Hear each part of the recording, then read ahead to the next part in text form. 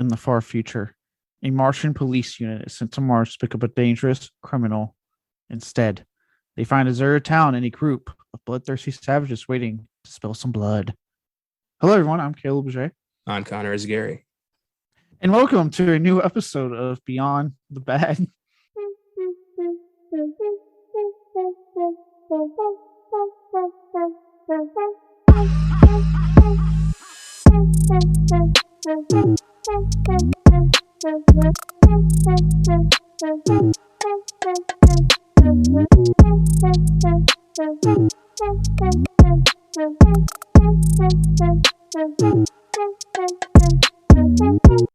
I'm trying not to laugh right now. I'll explain that in a minute.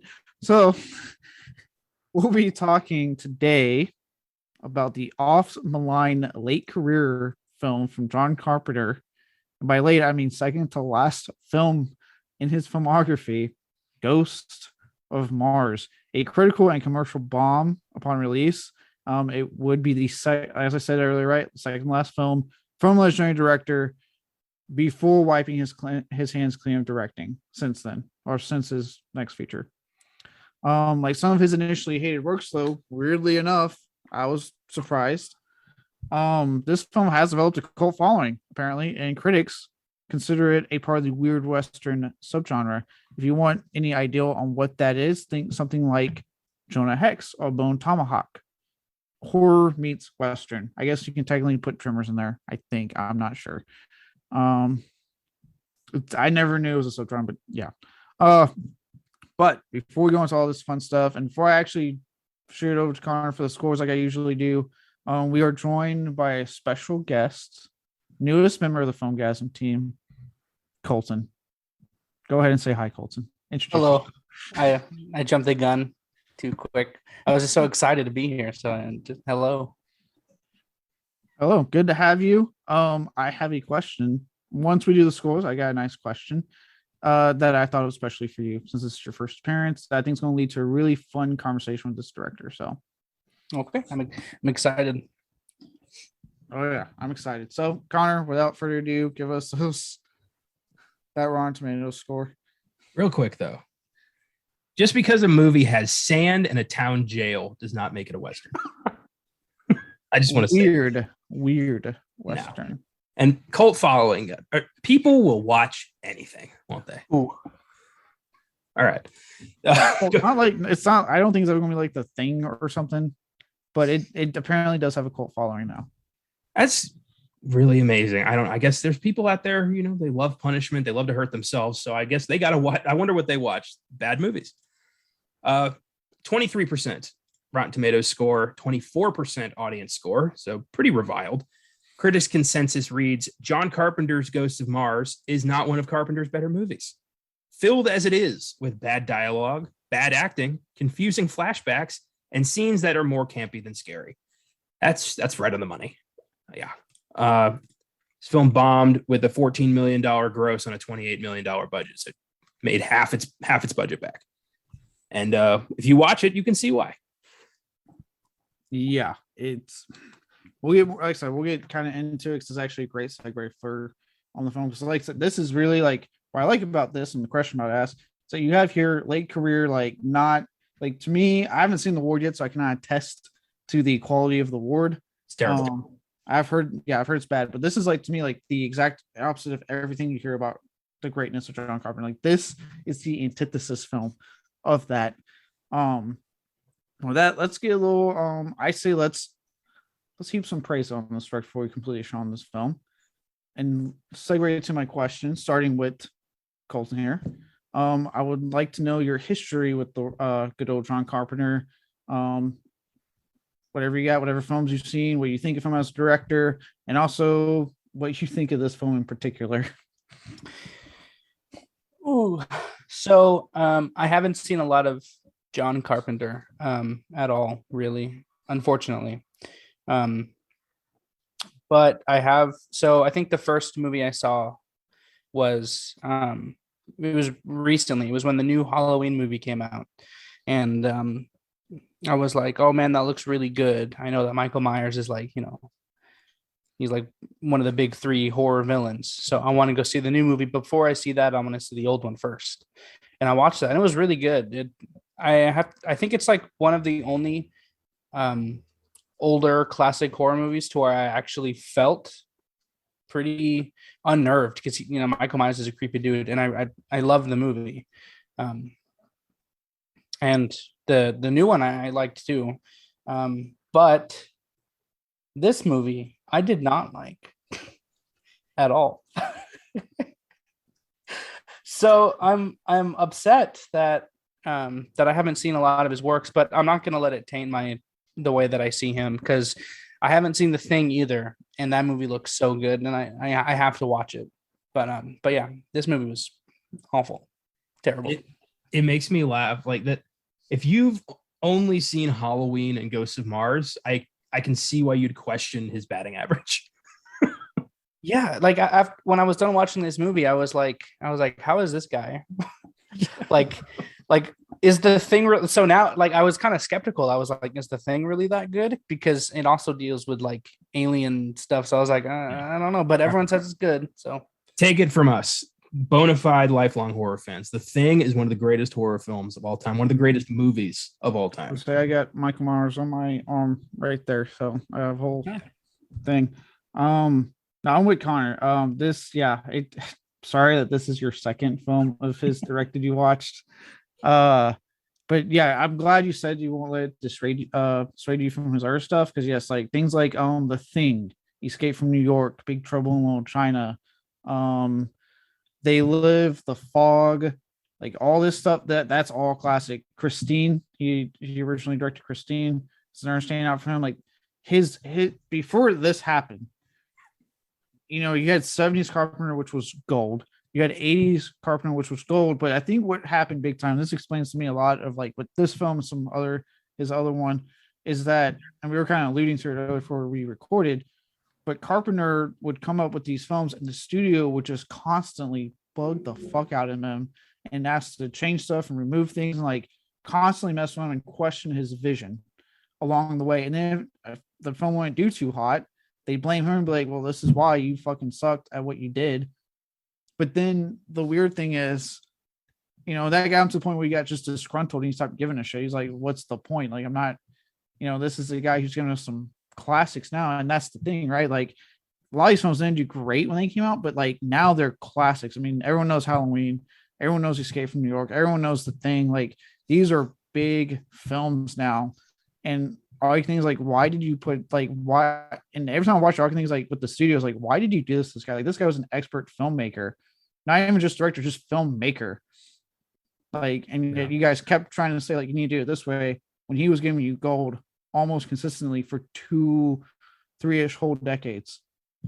Yeah, it's they sucked out his like drive. They took away his like what he his pride in his work, and that sucks.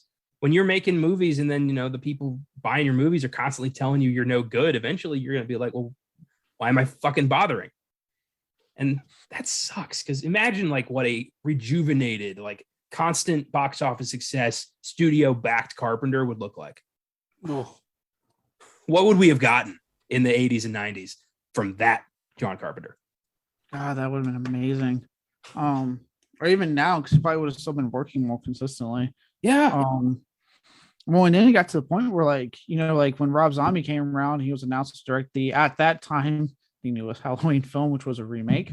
And he called him. Carpenter didn't give a shit. Like, he was still on that stage of like, I don't give a fuck, just leave me alone. And just like quickly was like, yeah, cool, good luck, and hung up the phone on him. Oh my God. He was still that pissed about it. Like, it's been very recent with the release of we were talking about earlier, the 2018 Halloween, that he's been finding joy again. He's been scoring these films again, so he's been at least come back to score.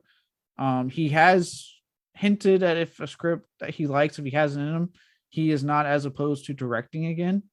So whatever's going on with him and Blumhouse, because I know he's done the scores for both the Halloween films. He's done the score for their Firestarter film. He's doing score for the upcoming Halloween film, the final one. Well, final air quotes. that, you know, maybe he has something to go in that, and even if he doesn't direct, at least he has something. There's a studio finally showing him some love, being like, no, we respect what you did. We love what you did. We want you to be back in some capacity in film. That's good. At least he's getting, you know, some retroactive respect. Yeah. I'm glad that like I'm part of the show now, because I really love movies, and I think it's cool that like, and you guys have seen so much, and I'm kind of new to like the whole like cinema scene, whatever. Yeah. But I think it's kind of cool that like this is the first movie I saw of his, so I can see it's almost like I see his. I know that it's not improvement because he got worse as he went on, but it'd be cool to see like, okay, so this is like what he's known for, like when I watch The Thing eventually. Yeah. Well, think of it like this: you've seen his rock bottom, so there's nowhere to go but up from now on with his work. Yeah. So yeah, nothing but bright lights from here on out. You literally did like a sandwich where you had like the best on one end and the worst, and now you just have to do all the good stuff in the middle. Yeah. Yeah. I'm actually kind of jealous because you get to experience a lot of these films for the first time, which is going to be a very cool experience.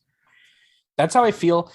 So I'm a huge Harry Potter fan. I know this has nothing to do with John Carpenter, but I'm a huge Harry Potter fan, and I want to find someone that has never seen it, so I want to watch the movies with them, but I'm not going to be watching the movies. I'm going to be watching them watching the movie, because Dude, that's one of my favorite things. I remember, you can ask Connor, I'm a massive fan of this foreign action film called The Raid.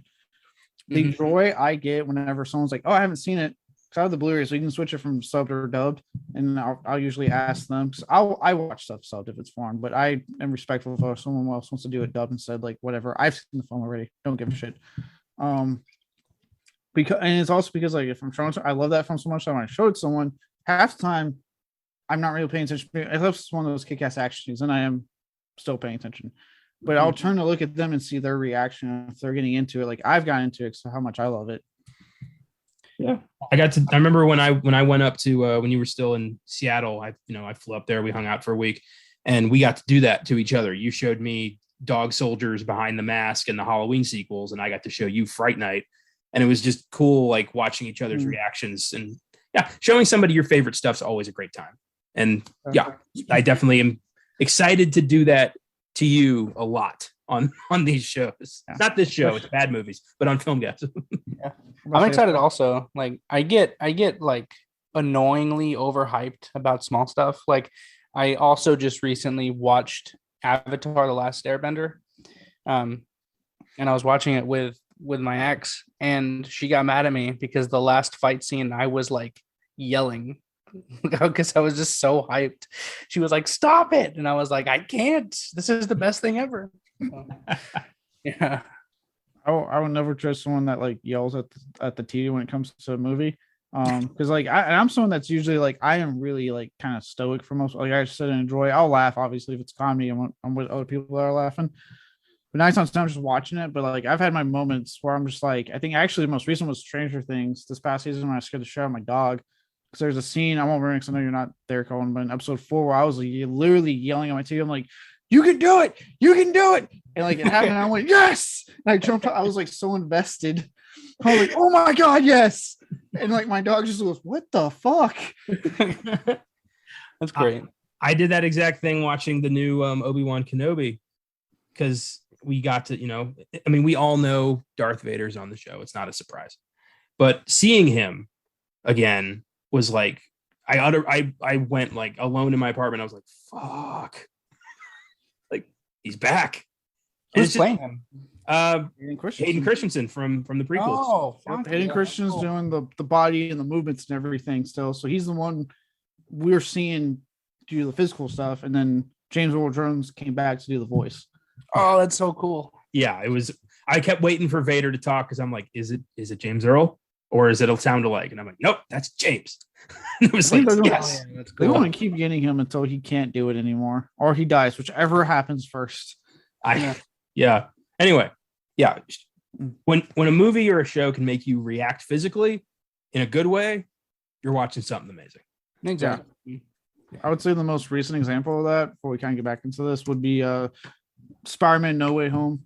I don't know about. I know I saw it opening weekend. O'Connor saw it. I don't know if you saw it opening weekend or when it was still crazy crowds. Colton. Yeah. Okay, but I know in my screening when both Spider-Man popped up. Holy shit! Yeah, I was with the theater. We were all standing up, clapping, cheering. I don't remember what they said. I have no idea what was said during those dialogue exchanges. I could not hear. That was a moment. And I think what they did was they purposely left large moments of no talking because they knew people were going to freak out. That's why I watched it at home and I'm like, why are they just staring at each other? Yeah. I love the honest trailers where they talk about that. Like if you watch around a crowd, it's just them kind of staring at each other for like way too long. It reminded me of like a sitcom, waiting for the studio audience to stop applauding. Yeah. I'm like, ooh, okay. But hey, does not take away from how kick-ass that one was, how kick-ass that movie is, honestly. Oh yeah. Beautiful. All right. Well, Connor, I know you're kind of like me. You're very into Carpenter and whatnot. You've seen quite a bit. I think you may have seen a little bit more than I have. I think there's still some stuff I haven't seen yet. I've seen all of his classics, so now I'm kind of working my way through the dregs. I only have a handful still to see. I haven't seen Memoirs of an Invisible Man is the one that comes to mind. And I'm not exactly clamoring to watch Chevy Chase be an asshole again. Yeah, I've seen his classics. There's still stuff I need to see. I mainly need to see The Fog. I actually have Blu-ray. I just need to watch it. I need to rewatch They Live because I saw it on TV as a kid, and the most I remember is a really long 10-15 minute long fight scene. And as a kid going, why is this scene still going? Yeah. Then other stuff I keep hearing about, like Prince of Darkness and The Mouth of Madness, things like that you hear about a lot from people as far as like real cult stuff. That was a huge hit from him. I did just watch Prince of Darkness for the first time about a month ago, and it is such an amazing concept. I thought execution-wise, like it could have been better, but it's a film I want to watch again, knowing what to expect. Same with In the Mouth of Madness. The only one I really don't like I didn't like Ghost of Mars, but I fucking hated Dark Star. Wasn't that his first film? Yep, it was his like college film or something. And it's college film that got and became his feature debut. Yep, it's terrible. The bad guy is a beach ball. Like a literal beach ball. It's not the most ridiculous bad guy I've heard of in horror. I'm sad to say. It's not a horror film. It's like a sci-fi. It's supposed to be a sci-fi comedy, but it's not funny. It's only an hour 20, but it feels like it's a 3-hour film.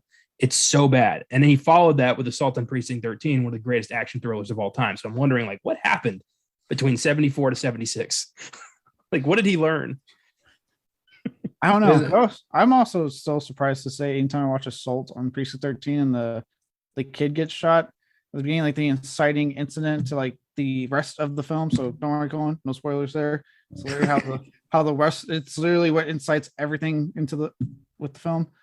And for 70s, the fact that you see it, they don't cut away, they don't try to hide it. You see it happen, and he kind of lingers on her dead body. I'm like, shit, they got away with that in the 70s. Like nowadays, they still would have issues trying to do something like that. Yeah, independent cinema. When you're in charge, you can do whatever you want. Yeah, man. There's and I think I talked about it when we talked about The Void, but there's a movie on Netflix called Apostle, and there's a shot where they drill into this kid's head and they show it the whole time, and it's just so uncomfortable to watch. Oh yeah, I know. I've seen Apostle because it's the same guy who directed Raid, and I was like, oh shit, his new movie. Let's watch it. I've never seen The Raid, so. Oh god, it's such a goddamn good action film. I'm sure that's what I hear. Yeah, I'm sure that drilling is uncomfortable, but to throw back one of the last sneak preview episodes, I doubt it's as uncomfortable as a proper skull fucking. Am I right, Caleb? Oh, on the sadness? Yeah. Hey, so I tracked down. Yeah. So set up. So Colton is gonna know what's going on here. There's this film that came out recently because you can ask her. I've been such a horror fan for so long that I'm very much in that set now where it's like if I hear it's the most fucked up thing ever, most scary thing ever, I watch it. Not because because of morbid curiosity, but two, because I'm like, oh yeah, you're saying that to me. Bring it, movie. And that was a sadness. I heard about how like insanely crazy batshit like fucked up it was. It went on Shudder. I actually was able to get my hands on a pre-order of the Blu-ray that's going to ship sometime this month. So I am going to have it in my collection soon. But the point of like the film is that there's this virus going around turning off the inhibition part of your brain. I forget the actual term for it, but the limbic system. The limbic system. Yeah, it turns off your inhibition essentially. And now your drive for sex and violence kind of merge. Like it's need it constantly. It's, as one dark stress movie is like trying not to blink. That's how bad the urge is. You have to do it, but you're fully aware of what you're doing. And that's what the title comes in, because when they turn, they shed a tear. So that's what the sadness comes in. Yeah, and there's a scene where this guy finds a chick in a wheelchair. He'd already stabbed her in the eye with his umbrella. He's infected. He looks at her, and you see it. He takes off her eye patch, unzips his pants, and luckily the camera is panning up, so you don't actually see it, but you know what's happening. You're very aware of what's happening here. Oh, dude. And you just hear her start like screaming, and him clearly like thrusting. I remember sitting going, I'm actually seeing skull fucking in film. Oh my god, that's awful. Oh my god. Yeah. Dude. And we both walked away from that thinking this is one of the best films we've seen all year. I gave that film a 9 out of 10. I actually really fucking love that movie. Dude, that's brutal. Yeah. Holy shit. Yeah. I thought Crash was bad, man. It's just one like it. Luckily, Connor has not gone down the depths I've gone down, but I've gone down some depths of seeing like what will fucking push me to the edge when it comes to like extreme, shocking cinema, just because I've been a horror fan for so long. But with that, this isn't that extreme in that regard, just extreme in badness. Let's move on, unless we got more. Anyone wants to add any? No, I forgot this was a horror movie, honestly. While I was watching, I forgot that it was supposed to be scary. Yeah, it's supposed to be action, horror, sci-fi, like a mashup of genres, and none of it really works. No. Oh my god, no. You could tell that Carpenter was just kind of reaching into his like, you know, greatest hits files, like a little bit of Assault on Precinct 13 here, a little bit of The Fog here, and just hoping like nobody would notice. Like he didn't think that hard on making this because he's like, I got maybe one more in the tank, and it ain't gonna be good. You guys take like almost a decade. Well, then let's do it. Let's get into development hell. So starting off with something we were talking about before we recorded, it's been widely reported that this was originally meant to be the third Escape from whatever sequel, whatever they would have named it. Because you know the first one was Escape from New York, and then it was Escape from LA. So whatever they would have called this one, Escape from Mars. Escape from Mars. But much like the remake that has fucking come out, who knows what that anymore. This rumor has been publicly disposed by the film's producer, Sandy King Carpenter. So as far as we know, this is an original script, and that is just a rumor that circulated on the interwebs for well over 2 decades now. I wish I'd known that, because I've been promoting this episode on 2 other shows with that statement. So my bad. I found out when I was like doing my research, and I was like, I'm gonna wait till we record until comics. I want to see his face as I tell him. I was bummed out because that means that Carpenter did this on purpose. And it's weird because doesn't Desolation Williams feel like it was supposed to be Snake Plissken? Well, yes. And when you find out he was originally going to play Desolation Williams, he was set to play, but that is not coming up just yet. Okay. Oh my god. Yes. Dude. We're going to start out strong with what if casting scenario. So I'm going to say names and we will discuss what we think. Okay. All right. So for our main character, my script says man, I almost threw myself off. 2022 guys, I'm progressive, okay? The main character of Melody, the blonde we're following in this film, to this point, as we has been rumored forever, Carpenter had a thing for blondes. It doesn't feel like a rumor. Yeah. Yeah. Luckily, a certain one in a certain court case couldn't get her hands on him, or vice versa, or whatever. But yeah, the ward. It was the main character of the ward is Amber Heard. So yes. Oh, Carpenter tried to bang her too, but I can only imagine the friction on that set. Dear God.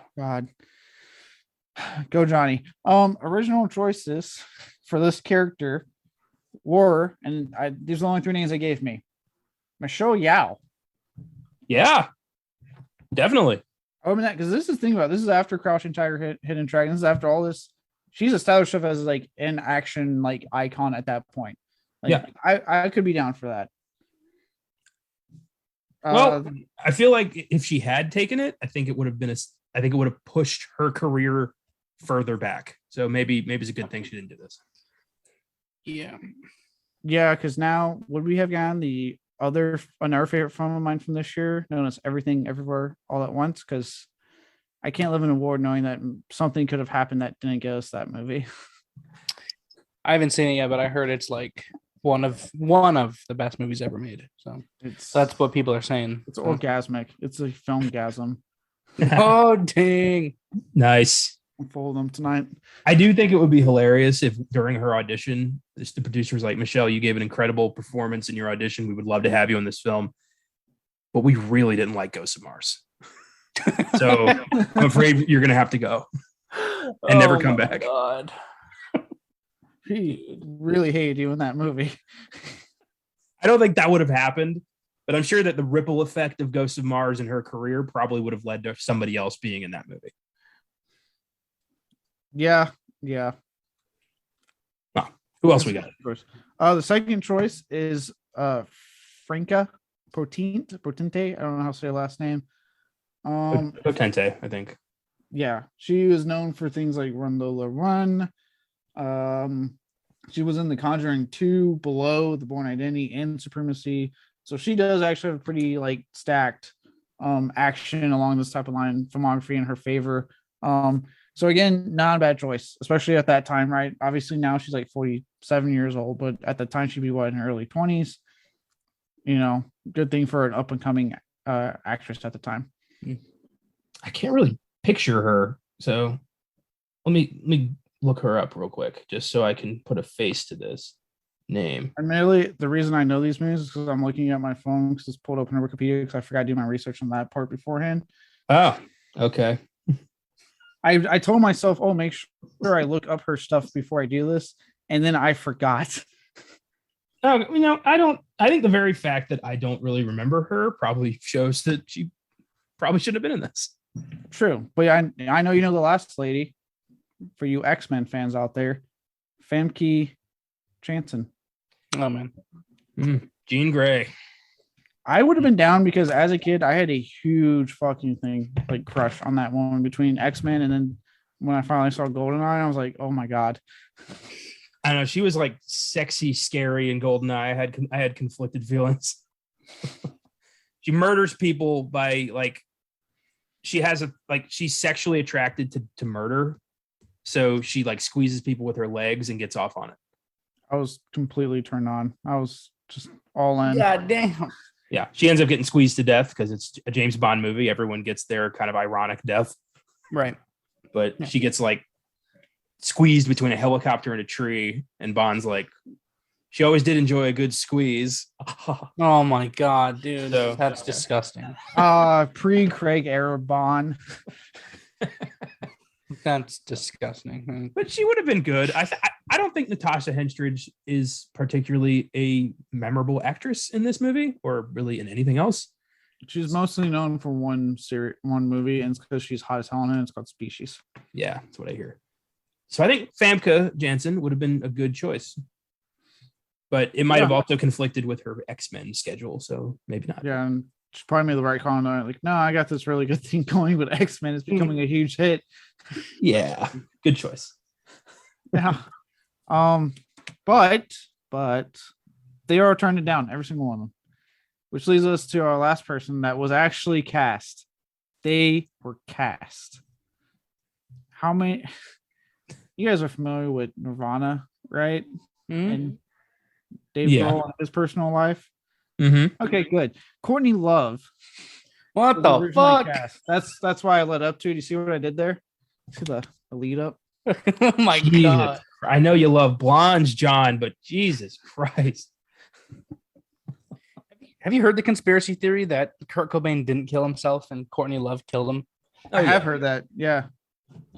I don't know. I don't know if she directly killed him. I do think she wanted him dead. The next trial of the century. Now that the my Johnny Depp God. Amber Heard Yeah. thing is done. Yeah. There is no what's the term? Statute of limitations on murder. So they find something. I don't know. But Courtney Love really was cast? No. Really, I so like how I do this, right? Is I'll have like whatever Wikipedia, whatever I'm using to get my information, and I have it for like my Word documents pulled up so I can scroll through the internet and type as I'm looking at everything. And I was typing and I scroll and I'm like, I stop. I just stopped and stared. I'm like, does this really say Courtney Love? And I clicked. I was like, there's no way. And I was like, no, that says Courtney Love. Oh wow, dude. What happened? Well, she would leave the project after her boyfriend's, and this is only something that could happen to Courtney goddamn Love, after her boyfriend's ex-wife ran over her foot in her car while she was training for the film. Dude. It's weird when white trash becomes famous, isn't it? Holy shit, that's great. Yep. Thank God for her boyfriend's ex-wife. Look, That's beautiful. I want to say this as someone that was born in East Texas, which Beaumont,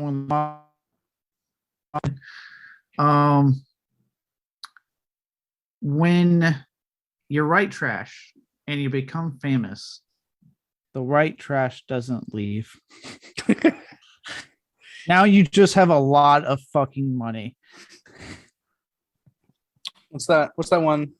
Oh, Honey Boo Boo, or even Duck Dynasty. Actually, do you guys know Duck Dynasty? Yeah. I've You seen know, it came out. You know, it came out that it's all fake, right? Well, yeah. Yeah. Like they're not. I mean, like they're still like white trash, but they're like not white trash.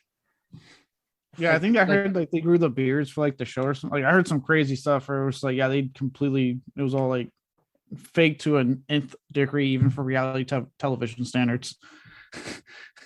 That's impressive. Yeah, it's amazing. What does that say if you feel like even reality TV's going like, whoa, too much fakery, guys? Like, let's calm down here.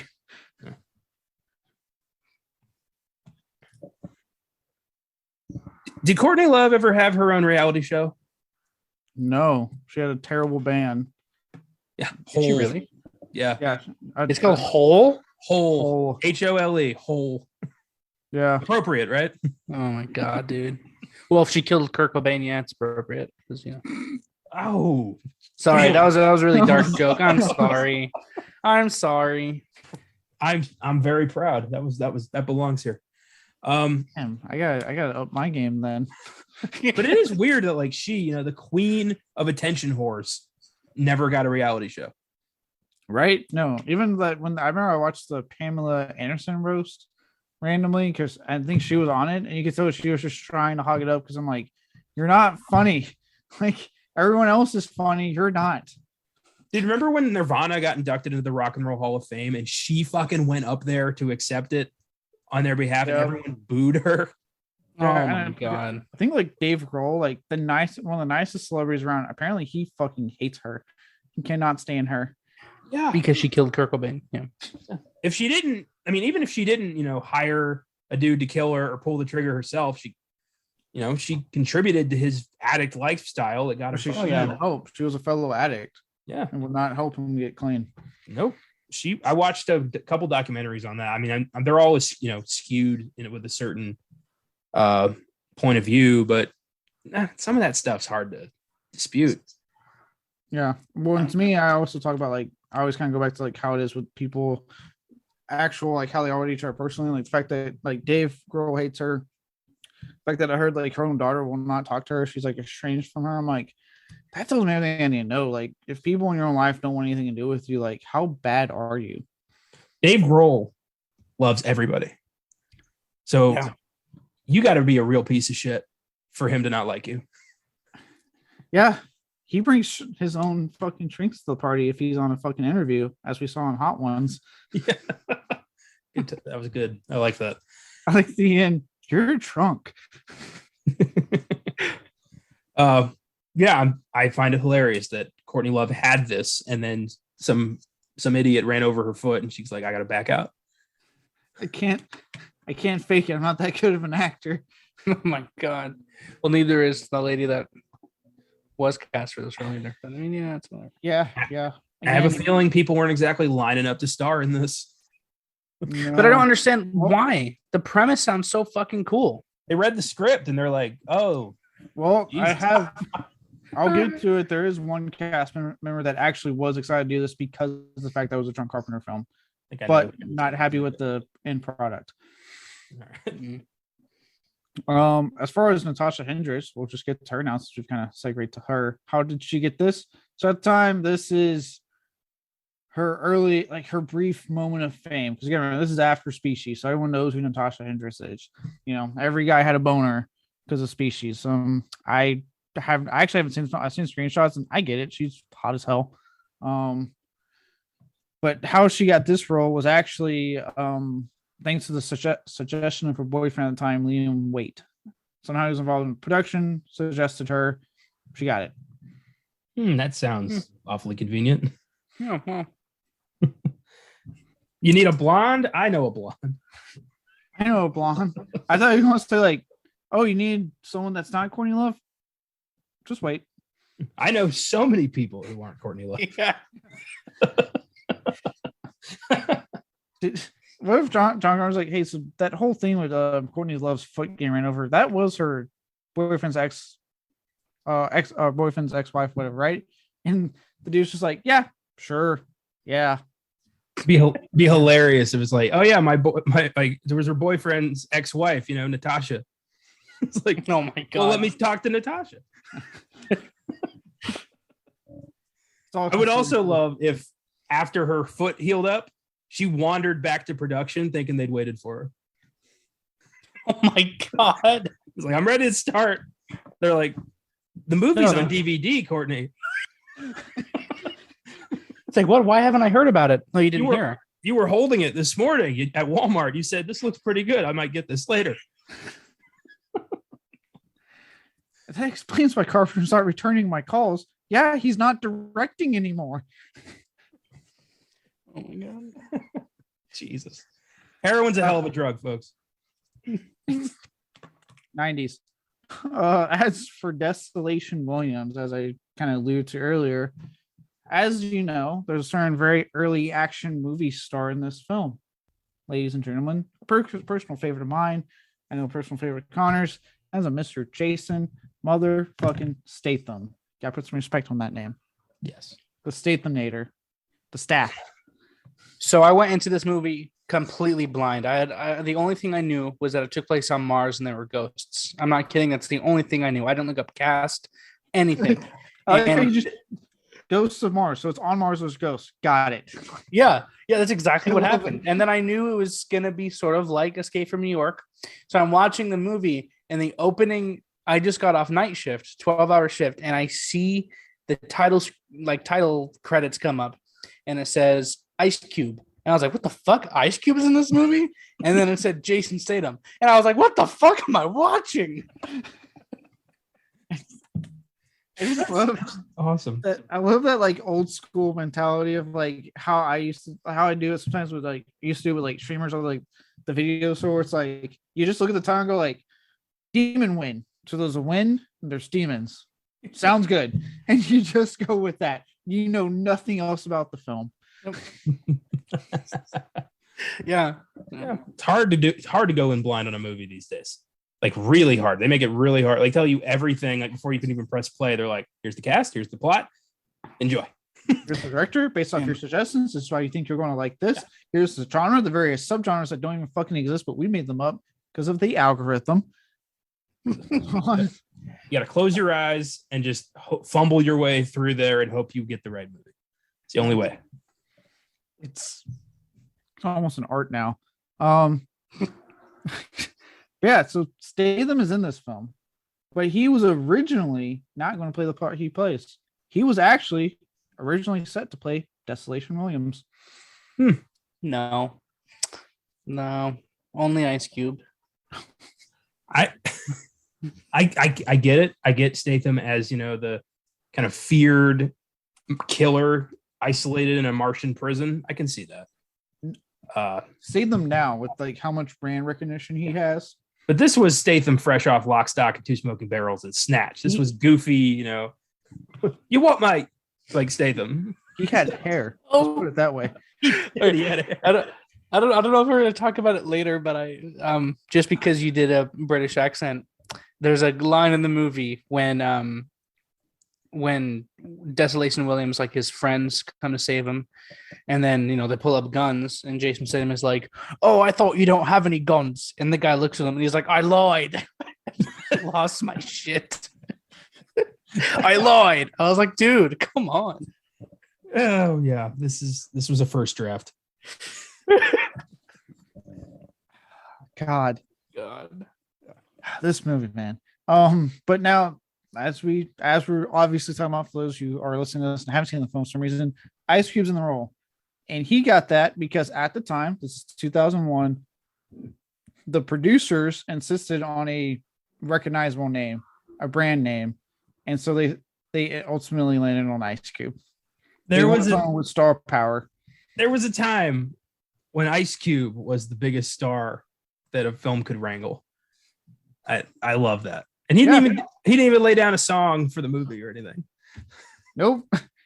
Yeah, it's because it makes sense. This is when like Friday and Anaconda, was it Boys in the Hood? I know he did one. Yeah, he was Boys in the Hood. Yep. I'll say Boys in the Hood. NWA wasn't around, but he had his successful, huge as shit solo career going strong. Oh yeah. Like, yeah, at this point you could argue he's still a star power. Like he is. It's just in the movie like this, it's just weird that the studio is like, we need star power, we need a brand, we need a name that the kids want to see. Ice Cube. Ice Cube. Yeah, I wonder if that's the same thing they said for Anaconda. Like, look, yeah, we got John Voight, but let's be honest, guys, that's not young people. We need someone young, hip, someone with. I like NWA. You guys like Ice Cube? Oh God, I love Ice Cube because he doesn't give a fuck. He'll do anything, and he'll give as much or as little like effort as he feels like the film deserves. Yeah. And in this case, he was like, give me a black tank top, pajama pants, and I'm not going to be in shape at all. And we're just going to roll with that. It's like he's wearing Snake Plissken's costume, but it does not fit him. He went trick-or-treating as Snake Plissken, and this is the next morning while he's still wearing the costume. I half expected him to have a fucking eye patch. It's like the only thing he's missing. What's crazy is like no one wanted to say anything because this is at the time where he's probably a little intimidating. Like he gives off that vibe. Yeah. In general, even though I've heard he's actually a super nice dude. I have to, but he's got that that like aggressive scowl. That's like his just base mood. Yeah. You think like if they tried being like, hey, so Ice Cube, can you do this instead? He would like spout off like lines from his own songs at them to confuse them. I always assumed Ice Cube spoke exclusively in his own lyrics. Just feels like he would just to fuck with people. No. Just quoting NWA songs. I'm straight out of Compton, guys. I bet he says that a lot. I'm sure fuck the police comes up a lot too, especially these days. Dude, randomly they're like, hey, so Ice Cube, like, look, so like good take, but we want you to do this. We think we can try it better with this kind of emotion. Just randomly, fuck the police. All right, so we'll just stick with that take. That's fine. He's fine. You're good. I can't tell if Cube is in a bad mood or not, but he's scaring me. That's fun. I was watching an interview Jonah Hill did on I think it was Jimmy Fallon or Jimmy Kimmel, one of them, and he was talking about, he did the Jump Street films with Ice Cube. Mhm. And he said that it was really hard to make Ice Cube laugh. And so he and Channing Tatum were constantly like, how do we make Ice Cube laugh? And they were on a flight and they heard Ice Cube laughing uproariously on the flight. And they're like, what's making Cube laugh? We got to find out. They walked over. He's watching fucking Friday on his laptop. His own movie. Dude. Oh my God. Oh my God. Dude. Only he could get away with that shit. Laughing at his comedic genius. Yeah. He's laughing at his own fucking movie. Shit. I love that. Oh my God. Did you ever watch when Conan would upload like his skits to YouTube? And he did the one where he's doing the driver's ed for his intern, and it's Ice Cube and Kevin Hart in the back seat. I love when Ice Cube like pretends to carjack her. Get down, motherfucker! I'm just kidding. Shit, man. I love when like he's trying to order, like they get ready to order Wendy's or something, and like Kevin Hart gets like a small burger, and Ice Cube's like, "That's what you're fucking getting." He goes, "All right, you get your baby Mac. I'm getting my Big Mac." Oh, I fucking love Ice Cube. I got to see him live a couple of years ago, right before COVID hit, and it was one of the most high energy, crazy fucking concerts I've ever been to. Oh, dude, so much fun.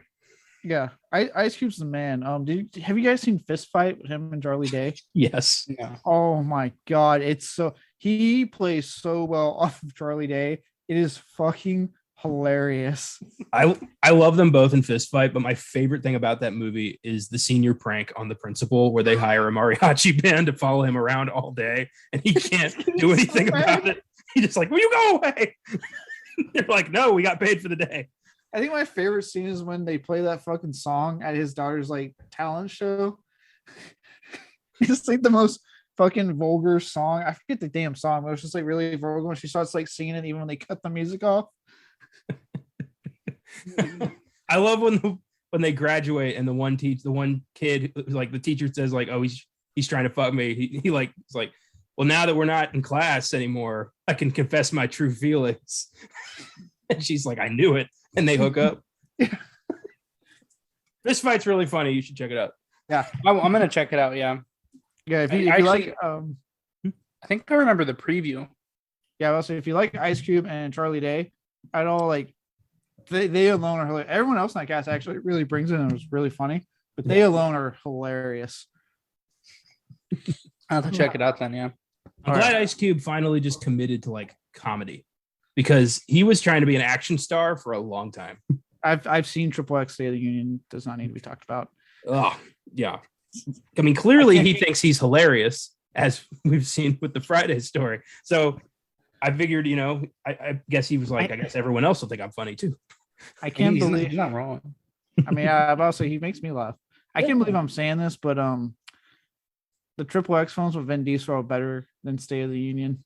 Ooh, I think The Rock, like somewhere, Dwayne Johnson's muscles just tightened and he got a Charlie horse.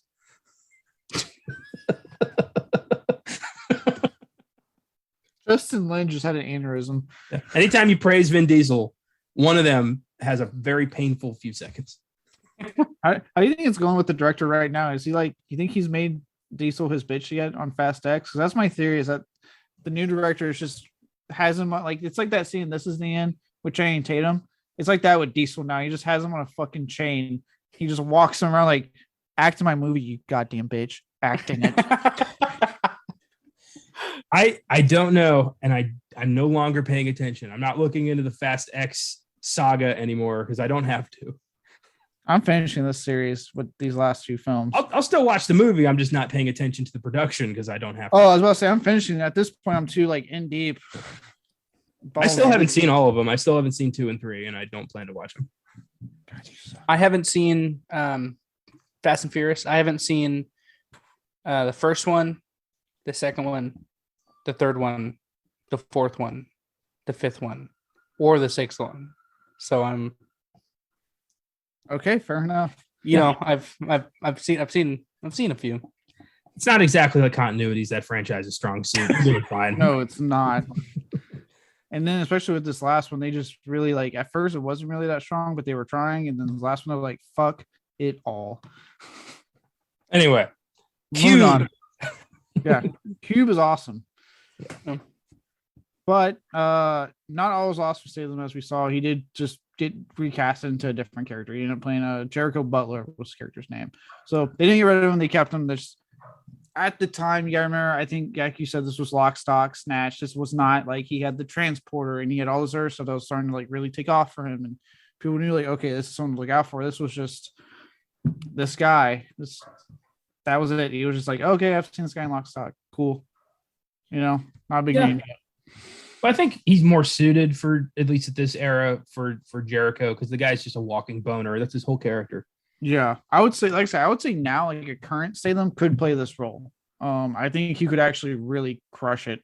As this character. Yeah, I agree. One could argue, if going back to what has been proven to be just a rumor, if this was a Snake Plissken movie, I'm saying it. If anyone were to play that character and it's not Kurt Russell, I could see Statham pulling it off. No. I'm gonna put the kibosh on that. No. Nope. Look, just let it go. Just let it go. It's going. It doesn't have to be Kurt Russell, but it also should not be Jason Statham. He's too. He's always Jason Statham. Is it because he's not American? Wow. No, my pick's Tom Hardy. Oh, now you're trying to cover your ass. Interesting. No, Tom Hardy would be good. Yeah, if Wyatt Russell's not going to do it, Tom Hardy's my choice. I would say, but either Statham or Tom Hardy. Although Kurt could still do it. I mean, yeah, obviously that's the ideal cast range, but I would say one of those two. I want to say Statham because, like, yeah, his range is limited, but how Snake is portrayed in Escape from New York, I could see Statham pulling off that. It wasn't huge range. He was mostly stoic and very serious throughout Escape. Well, I think Statham's just he's always Jason Statham. Like, he doesn't really play characters. Oh yeah. I know. Again, my movie knowledge is very limited, but my favorite role that he's ever played. Have you seen Spy? Yes. He is fucking hilarious. Yeah. He's not in the movie a lot, but he has this line where he's like, this one time I stitched my arm back together after flying out of a burning car. I was like, oh my God. So now that's all I think about him is like the over the top action star. Yeah. While on fire, not the car. Yeah. He's like me. I once stood in front of Congress convincingly in blackface. Yes. Barack Obama. How about this? I go to the face-off machine. I get a new face. Just God, he was perfect in that movie. He's the best part about that movie. Yeah, he committed. I will say I would technically welcome a Tom Hardy Snake because as much as I love Tom Hardy, I also look forward to whatever goddamn grumble accent he's going to do. Snake. I'll get the president back. I love it. It shouldn't be good, but somehow I'm like, what's he gonna do this time? What's the accent mixed grumbling going to be in this movie from Mr. Tom Hardy? I mean, ideally, they don't fucking touch Escape from New York, and they just let us have that. But if they are going to remake it, and I'm sure they will, try. I mean, every Carpenter remake sucks ass, and I don't count Halloween 2018 because that's not a remake, despite what some people may say. But every Carpenter film that they've remade has been terrible, huh? Well, this is a legacy sequel as established by Five Cream. Or a requel, as they say. Oh, yes, requel. Yeah, Five Cream. I'll never not find that funny. Yeah. I don't mind Zombies Halloween remake. I mean, it's obviously nowhere near as good as like the original Halloween. But like, I don't mind it. There's still things I'm like not keen on, but I don't hate it. I think the only one that has a chance is Christine. And that's because it's more King than it is Carpenter. Also, yeah, I think they're going back to the book a bit more. Not that Carpenter really went hugely off the book, but they're going back. Yeah, they're using it as a blueprint to try to stick even more closely to it to be different. Cool. But yeah. So with that, production actually goes smoothly. I had nothing tracked down for a bad production. The only issue I found was they did have to shut it down for a week because let me guess. Somebody ran over Natasha Henstrich's foot. No, but that would be funny. Unlike Courtney Love, they waited for her. That would be fucking great.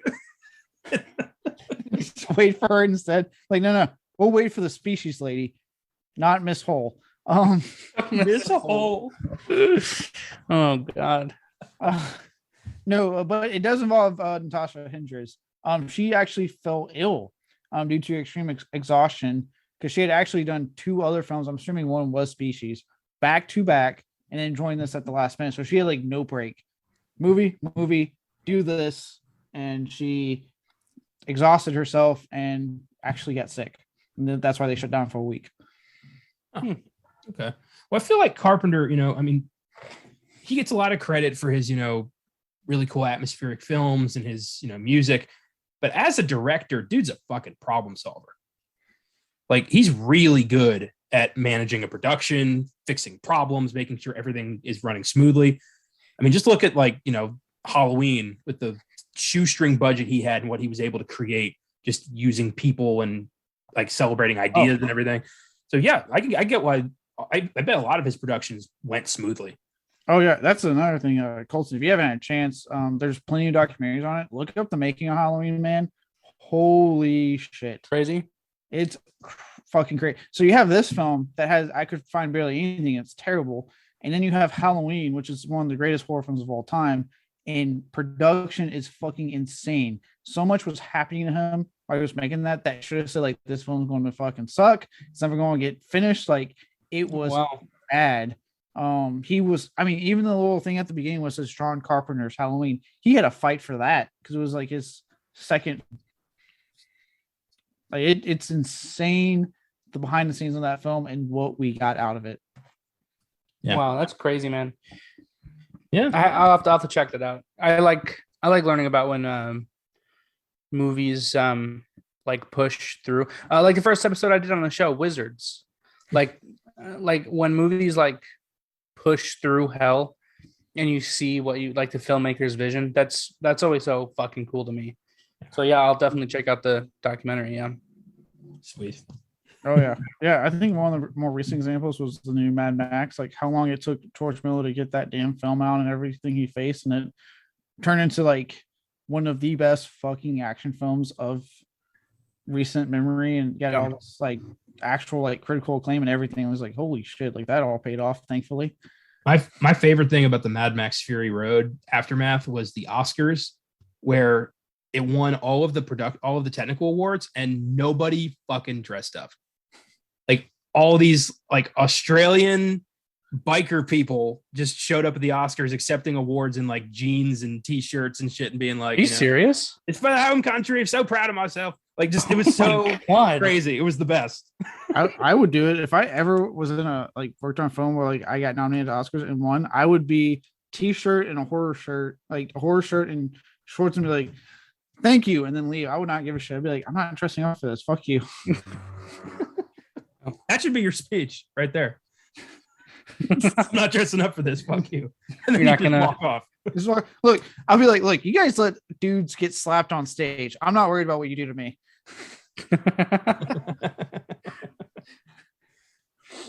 Funny. But yeah, Carpenter knows how to keep a production together. So no drama, I would imagine. Yeah, dude, it really stands. I know I've talked about a lot with you. But a little bit more you can find about me going is that I'm such a big fan of Carpenter and Wes Craven. These were 2 horror directors that they got shit done. Essentially, they knew how to work through problems and create get their vision and what they wanted out. I would say Carpenter had more issues in that regard than Craven. Craven tended to get the favored studio backing more so than Carpenter did. But the fact that Carpenter, it sucks that he did get to the point where he said, fuck it, I'm done, and walked away from Hollywood. But the fact that he persevered for as long as he did, especially in essentially a whole decade in the 80s, and came out with hit after hit hit after hit after hit, it's just impressive. Yeah. My favorite Carpenter story to date is when it was announced that he died, and then he tweeted his obituary nobody told me. like the first time we'd heard from him in 10, 15 years. And he was like, still here. just playing video games, making music. Yeah. I mean, if anyone cares. He did have that vibe of like, remember me, asshole? Oh, God. Well, if you just put on there, bow at my feet. Dude. Jesus. That's got to be harsh. You wake up, you're like, oh, I'm dead. Oh, I'm getting somebody fired today. Do you think he might have had a second when he was like, fuck him? He was like, no, okay. No, I feel like he'd be like, I'd be the first to know, probably. Yeah. I would have had a moment where I'm like, how can I use this in my advantage? Does this mean now? Like, what can I do to make this work out in my favor right now? Oh my God, he should have just laid low for a little bit. And then like 2-3 years later, been like, Escape from New York 3, bitches. I finally made it. Escape from the dead. Oh my God. That would have been amazing. Starring himself. Yeah. Escape from the Dead sounds like a Romero title. It does. But, I mean, I wish he was still here. They could have collaborated that together. Well, they're still trying to do his Road of the Dead, but I haven't heard about that in a year, so I don't know how. I remember reading about that, and then I don't know. Nothing. Yeah, I don't know how far that's gone along. I did get the book he was writing that they finished writing in his name. The Living Dead, really solid book. Really enjoying that. Isn't it's told from the perspective of a zombie, right? Like there's parts of it, yes. So it's multiple characters, and one of those is you're actually getting zombie perspective of how they think, which leads to because if you watch them in order, like Romero was never shy about letting his zombies evolve. It's point like you see in Land Dead, they're walking through water. They're trying to have kind of like basic human functions kind of coming back. And you actually get to get that point of view in the book where you have it where they're literally just thinking about mindless eating. I'm so hungry, I need to eat type of drive. They're trying to have this cognitive thought in a bit. And there's literally parts where like it talks about how like years down the survivors are going to this town, and the way it says that as long as they stay out certain areas of the town, the zombies leave them alone. Like they just won't touch them. They're like, you stay out of here, we leave you alone. Damn. Wait, they make their own town? Yeah, like all the zombies just like because like they start kind of slowly reverting back to the old selves. So they're like staying in a town. They call it like Z-Town zombie. I forget what they call it, but they call it like that. And there's like a respect made to we don't go into certain areas, we leave certain things alone, and you don't come after us, you leave us alone. Holy shit, that's cool. Peak zombie evolution for me was when Bub shot Rhodes, got his ass killed. That was satisfying. Day of the Dead. All right. Yeah. Cool stuff. Yeah. Bringing it back in there. So that's actually it all got on the actual production. Post after this film came out. So along with the aforementioned critical and commercial bomb, it was there was things said, consequences felt for certain high profile criminals, aka the director. Starting with Ice Cube. The Cube. Vice. He would speak critically about the film, saying he didn't like the movie, but the reason he did it was because he's actually a big fan of John Carpenter and saw that he was directing, so he wanted to do this movie just on that name alone. He was the one I was alluding to earlier, so like I want to do this because it's John Carpenter. Yeah. Oh, that's a shame. You're a fan and you're in his worst movie. Yeah, and yeah, he since it came out, he's been critical about it, saying it did not turn out the way we wanted it. They tried doing all these. One of the things he said was like they tried doing all the CGI, we just didn't have the budget for it. And yeah, so I can't imagine like Ice Cube of all people being like, I'm a huge John Carpenter fan, like, oh dude, yeah, give me that script, I want to do it. And then he watches the final product going, God damn it. Well, you always read the script. You don't just accept it on a director. Always read the script because you could end up in Carpenter's worst movie. But how do you like during filming? He had to be like, "This is fucking stupid." How do you say lines that are stupid and you're like, "Oh man, that was cool." No, like you have to think that he had to money. Yeah, at Well, I that guess, point, yeah. at that point, he signed the contract. He's in this production.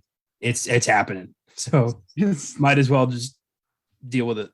Yeah. Yeah, True. sometimes actors like obviously because they get asked like, do you know it's gonna be a big hit? Like obviously they don't know if the film's gonna be a big hit or a big culture phenomenon. You know what I mean? Like when Karen Reeves at John Wick, I doubt he knew it would be what it was for him. You know what I mean? That just was a bonus. But I've heard I've talked past that sometimes when they film it, you can start to tell where like this probably won't end up good, where it's just because of the way production's gone. The script that sounded good when you read it, all of a sudden things were changed or it does not sound so good actually saying these lines out loud. Whatever reason, I've heard actors before talk about like you can kind of pick up on like, okay, this may not be a good product in the end. Yeah. True. But sometimes, that can be completely off. Because like look at Alec Guinness on Star Wars, who thought this is schlock. This dialogue makes no sense. What the hell is this stupid space wizard movie I'm a part of? Why did I sign on to this? And then it becomes one of the biggest movies of all time. Well, So, and that's when it comes to the money thing, right? Like most good, decent enough actors, right, or entertainers of any kind, because Ice Cube I would say is an overall entertainer at this point. When they sign, even if they can see like you said, Alex is very vocal about his dislike for that script. He still, once he got paid, was like, well, I'm going to give you Alex Guinness. You know what I mean? Like Ice Cube's like, look, yeah. Even if he probably thought this is shit, he's like, no, I'm going to give you Ice Cube because I signed the contract. I'm getting paid. You're getting Ice Cube. Yeah. That's funny to me. Like this is terrible, but you bought Ice Cube. You're getting Ice Cube. I feel bad for like Oscar, just actors who like know what they're making is garbage. I feel bad for like Oscar Isaacs and what's the other guy's name? The two like main male characters in the new Star Wars movie. They hate it so much, and they're huge Star Wars fans. Yeah. There you go. Oh yeah. Yep. Yeah. Yeah, but look, I'll say this, like, and I've said it before in other episodes and stuff. Like, I have very much respect at the very least, even if it's shit, even if it's you're not one of those actors that's just like I got my paycheck, I want to phone it in, like, because as far as I'm concerned, your job is to act, so do your fucking job. Yeah. So even if it's shit, be Nicolas Cage, give it your all every time. Because guess what? At the end of the day, it will look good on you. It may not seem like it, but it does. Because then what happens is people go, well, yeah, this film was shit, but he was really good. And it may take years, but it will come back to catch up and be like, well, let's get this actor because this one actually, they're good to work with. They commit to the fucking product. So we want to work with them or her. Yeah. And then we get good content out of it. So yeah, commit, do your, what was it? What did Ron Swanson once say? Never half-ass two things, whole-ass one thing. Yeah. Yeah. Like, look, if you're an actor, especially the ones that get older and they clearly don't want to keep acting, but they're so done. I'm like, just stop. You have enough to retire. Like, I'm sorry, but like, I have no fucking sympathy. Your job, you're a professional career actor. That is your job. So do your fucking job. Yeah. Yeah. Makes sense to me. Or that's why you're getting paid, Yeah. But with that, let's move on to Carpenter himself and what he thought. So initially he would defend the film by saying he was intentionally trying to make the film as over the top and tongue-in-cheek as possible. No, it wasn't. No, that's a fucking lie. Yeah, that's not true. I'm not saying I'm just saying this is what I'm laying down as what was said. I'm just saying, John Carpenter, you lied to us. It's like James Cameron constantly saying like, "Oh, this is the best Terminator sequel." And as soon as the fucking shit went back to me, he goes, "All those films sucked. I was paid to say that."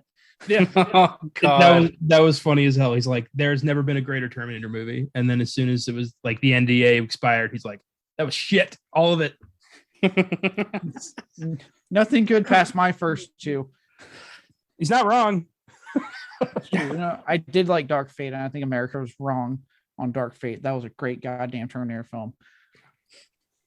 I agree. I say like no one saw it. I saw it. But since then, he's changed his tune a bit, Mr. Not Cameron Carpenter. Cameron's been, stuck on Pandora and up his own ass for the past 12 years. So yeah, he's making 5 Avatar sequels. So okay.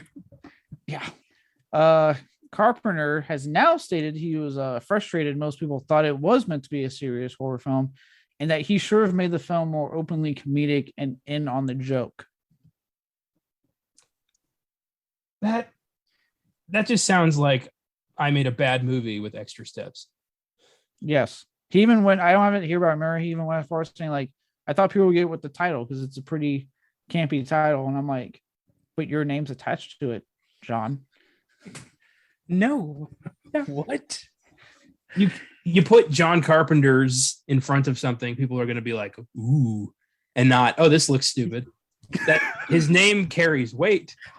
John Carpenter's Vampires sounds intriguing. Vampires just sounds like it could be fucking any generic bullshit.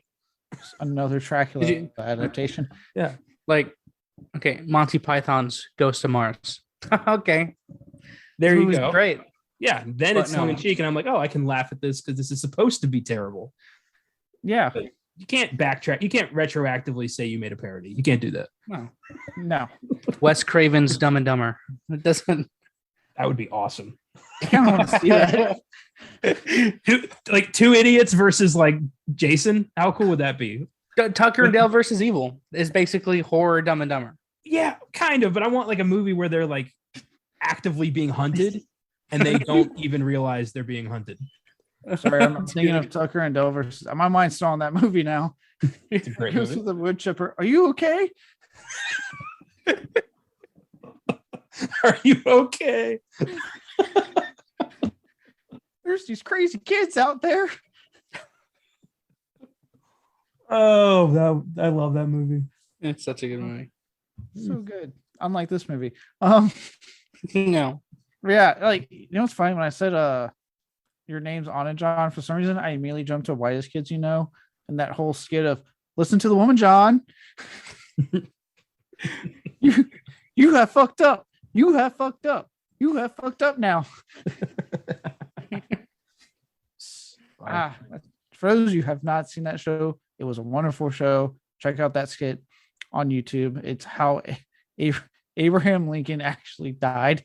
It's so fucking funny. I remember that. Yeah. Yeah. Oh, that was funny.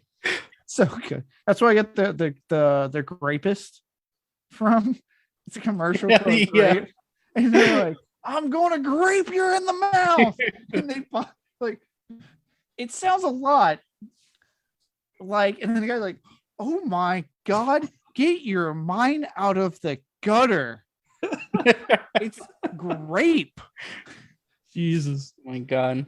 Oh, the 2000s, a lawless wasteland of raunchy comedy. Such a good show. RIP to the one we lost, Trevor Moore. That was an unexpected death, I believe, last year. Yeah, I remember that. He had like a freak accident. Yeah, I mean, that was sad. He was actually my favorite member. He was kind of like the mastermind behind it, I believe, and he was fucking great. But with that, on that funny note, either way, regardless of what the fuck Carpenter said, what we know is fact. Regardless of what he was saying about the film, is that this would cause him to leave Hollywood for good. I gotta specify that Hollywood. He would come back to direct one more film, The Ward, in 2010, but that was an indie production. I think he had nothing to do with Hollywood, and that went so fucking bad. Apparently, he at that point stepped away from directing forever. Has not done it since. Not all is lost, however, though. People unlike those like myself still waiting on a fucking Friday the 13th film.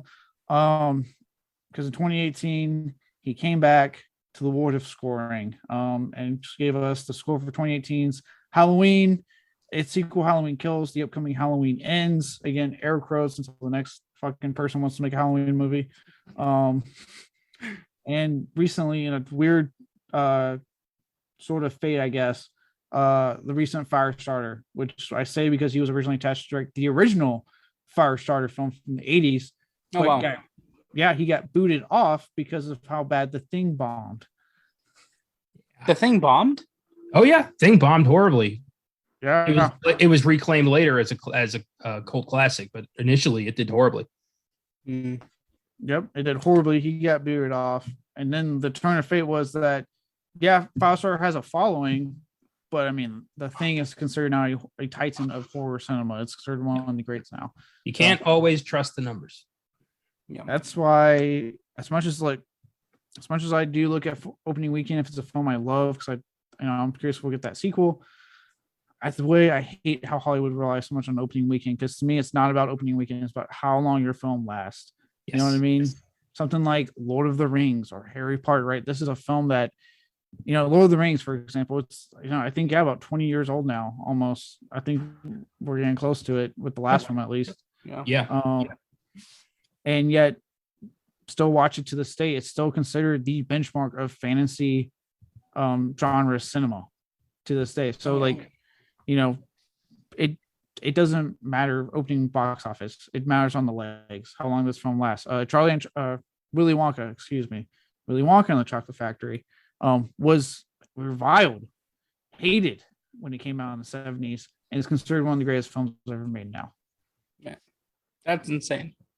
Real quick, I watched a video of it was Johnny Depp talking about how he developed his Wonka voice for Charlie. Oh, yeah. And it's so weird hearing Wonka's voice coming out of regular Johnny Depp. Yeah. That was so weird. I look, not to put that man down on his victorious day that we are recording this episode, but I do not like his Charlie or his Willy Wonka. I don't like Charlie and Chocolate Factory. It's terrible. It's a terrible remake. Yeah. Gene Wilder all the way. Mm.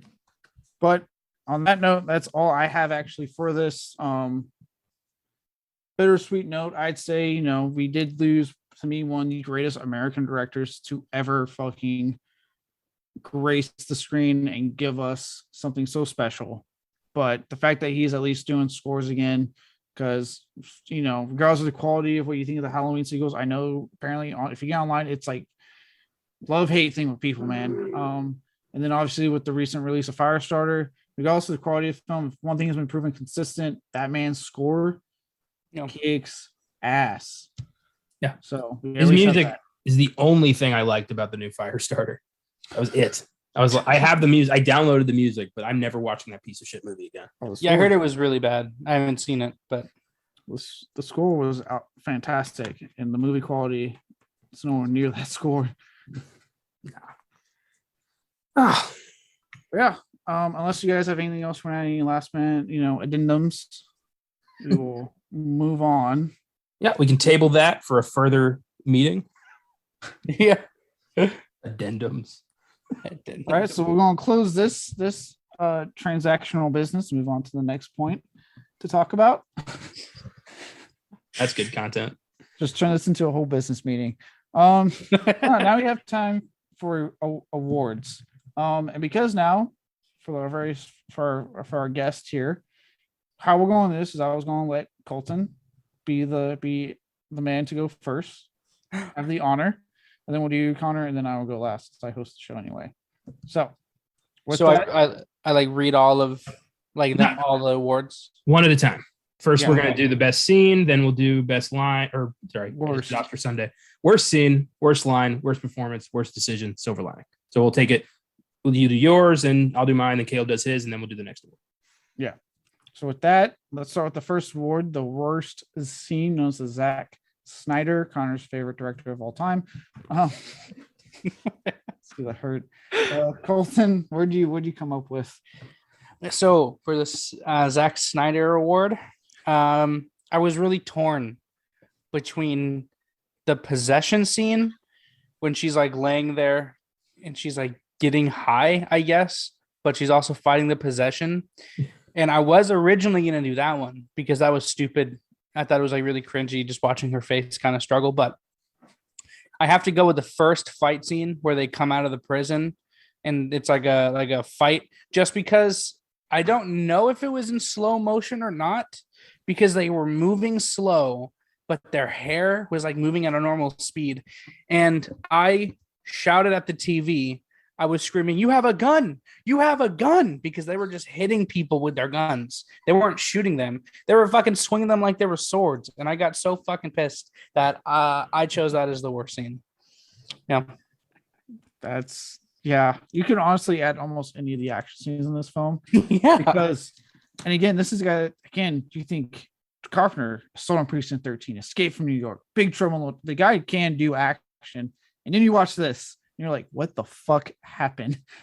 He can do action. He can do horror. So great. He does an action horror movie. He can do sci-fi. Great. He does an action horror sci-fi. It all fucking falls apart. Unreal. But yeah, the action sequences are terrible in this. That first scene you almost went with, I remember thinking, like, when Statham gives her the drug and he's like, this will fight whatever's inside her. And we're all like, the message there is like, street drugs save lives. Yes. And that is a terrible message to walk away with this. Which is funny from the guy who gave us They Live. It's like, you just had a whole movie about how you shouldn't obey and like, consumerism and all this stuff. Yeah. And now all of a sudden, hey kids, street drugs save lives. If apparently whatever is in her little stash can fight off Martian ghosts, why aren't they feeding these pills to everybody? They never talk about it again. They never bring it up. Like, she's telling the story to these people, and she's like, yeah, I was able to get, the ghost out of me because I used drugs. Okay, then fucking like use them again. What? Yeah. Keep using the drugs. Yeah, keep doing drugs. That's Courtney Love was almost in this, by the way. Just throwing that. He would have never been infected. Oh, you mentioned it with the guns and how they just, dude. So many times I'm sitting there going, why are they just hitting them with their guns, not shooting? Because I haven't even seen them like. Usually you see them shoot, go shit, I'm out of ammo, and then that's why they're hitting. Like, it makes sense. You're like, okay, I have my thematic reason why they're doing this. That never happens. I never see them shoot. They just go straight to hitting. I'm like, that's not effective. To the point that like when we got to the end scene and they're like, he's loading up and they're having their like, oh, I can't wait to go out there and kick some ass. Can you? No, I can't. And like, it's so bad, dude. And I'm thinking, why you even have your guns? You're just going to hit them with it. You're not going to shoot a goddamn bullet. You're going to hit them with it. When they meet, when oh fuck, I forgot his name. Why no, I didn't forget his name. Desolation. When they meet his friends, Jason Statham is like, "Do you guys have any weapons?" And they hold up like sticks, and he was like, "No. Do you have any real weapons? Like guns?" But they just end up using the guns like sticks anyway. So like, what the fuck? Even Jason Statham, he uses his gun as a stick. So I don't know. Yeah, this is like we see Jason pulling off fight moves. So it's just like, if you watch it now and you've seen like all of Chase, like most of his filmography now, you're like, dude, just do your fucking like moves. We know you can do it. Exactly. Quickly before the Germans get here. I love Snatch. Yeah, good one. I wrote down a few scenes because I kept adding to it. Like, oh my god, oh dear Lord, I had like 5 by the time the movie was over. Dude, I had so many. I had to pick one. It was hard. I went with one that I was like, "Are you fucking serious?" I had to tell myself, like, somebody wrote this down and thought, "Oh, this is a great idea." It's when so throughout the first half of the movie, we keep getting glimpses of this leader, this Martian ghost leader, who in the cast list is credited as, I shit you not, Big Daddy Mars. No, dude. Yeah, Big Daddy Mars. That's our bad guy. You want to taste some Big Daddy Mars tonight? But all he does is my Big Daddy. All the dude does the whole time is just like, "Rah!" Like yell in vowels. And he's like, he looks ferocious, he looks big. And the scene I picked is when he crashes through the ceiling of the armory or whatever. Statham hits him twice, he falls down and immediately gets lit on fire. I'm like, well, that was it. I thought for a second, like, there he goes, there's Big Daddy Mars. He comes back later with like burn scars and still goes, ah, and still doesn't do anything. But just that was our introduction, like our bad guy meeting our good guy. He gets knocked down immediately and lit on fire, and they just walk away. It's depressing, like how far they go in making these guys actually kind of look cool. Like there's clearly something there, and yet they're the most underwhelming villains. And like Big Daddy looks like cool. Like he looks like, all joking aside about his name, like someone you want to fuck with. Like, okay, he would be the leader. But then you see it execute. Yeah, you see it executed, and you're like, I feel like I could actually have just taken these guys on. Also, because I would have been able to dodge the fucking disc you're throwing by not sticking my head out in an open space like that. Half the time, that's how they died. Let me just peek around the corner and not move. I'm watching the disc fly at me. Yep. Oh my god. Yep. So that's what I went with. Our official introduction to Big Daddy Mars, regrettably not played by Big Daddy Kane. What's up, Kane? Immediately what I thought of too. Sup, Kane? Well, Kayla, what did you have? I had a lot of stuff, a lot of really big scenes, action, right? The stupid little truck sequence. But I went with a small moment that as soon as I went, why the fuck did you do that on the budget you did not have? And that's towards the end when the city blows up, and it does the quick shot of Mars and the horrible CGI bomb cloud. Yes. Oh, as soon as I saw that, I went, that's my scene. Because that looked absolutely awful. And this thing, I've watched plenty of fucking sci-fi, like low budget sci-fi action type films like this that like don't have the best fucking CGI anymore. Like it's aged terribly, but the film itself is great. Like, yeah, I can agree. Like Pitch Black, for example, film I love. The opening scene when you're seeing the ship doesn't fucking really hold up. Like it's starting the CGI there is showing because it was a lower budget. But I like the film so much of what precedes so much that I can forgive that. Not the case here. I was already hating what I was watching. So when I saw that, I went, oh my God. It's like, they said that the bomb was only supposed to be like a mile or 2 miles, right? that was a nuke. Yeah. When I saw that scene, I was like, so that's not a mile, but okay. It's a fourth of the fucking planet. Yeah. My runner-up was the random scene where Statham tries to seduce Natasha Henstridge. I had that written down too. I was like, the fuck is happening here? It's like, how corny are you, Carpenter? Check this out. Like literally they're surrounded by Martian ghost demon monster things. And he's like, well, this might be the last time we get a fuck. So how about it? And she immediately is like, all right. And starts making out with him. Like, yeah. She says, yeah. And then kisses him. Yeah. Look who just became the last man on Mars. Like, Jesus Christ. Out of nowhere. And then of course it's interrupted by, the monsters attacking the fucking compound. Yeah. I have two things on that. One, I wish it was that easy in real life. Jesus Christ. Yeah. I gotta find some Martian ghosts. Clearly that's the catalyst.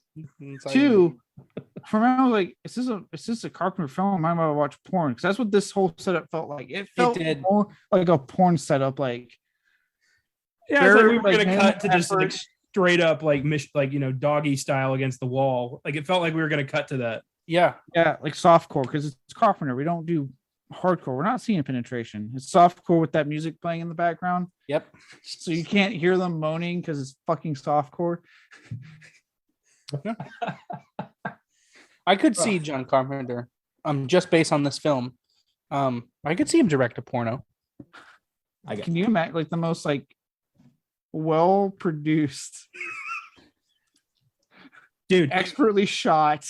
The music would be amazing. The music would be going as hard as they're going. Yeah. He'd be scoring in real time. He'd be off camera with a fucking synth, just staring, just be like, just going into it. They start like slowing down. He's like, no. Speed it up.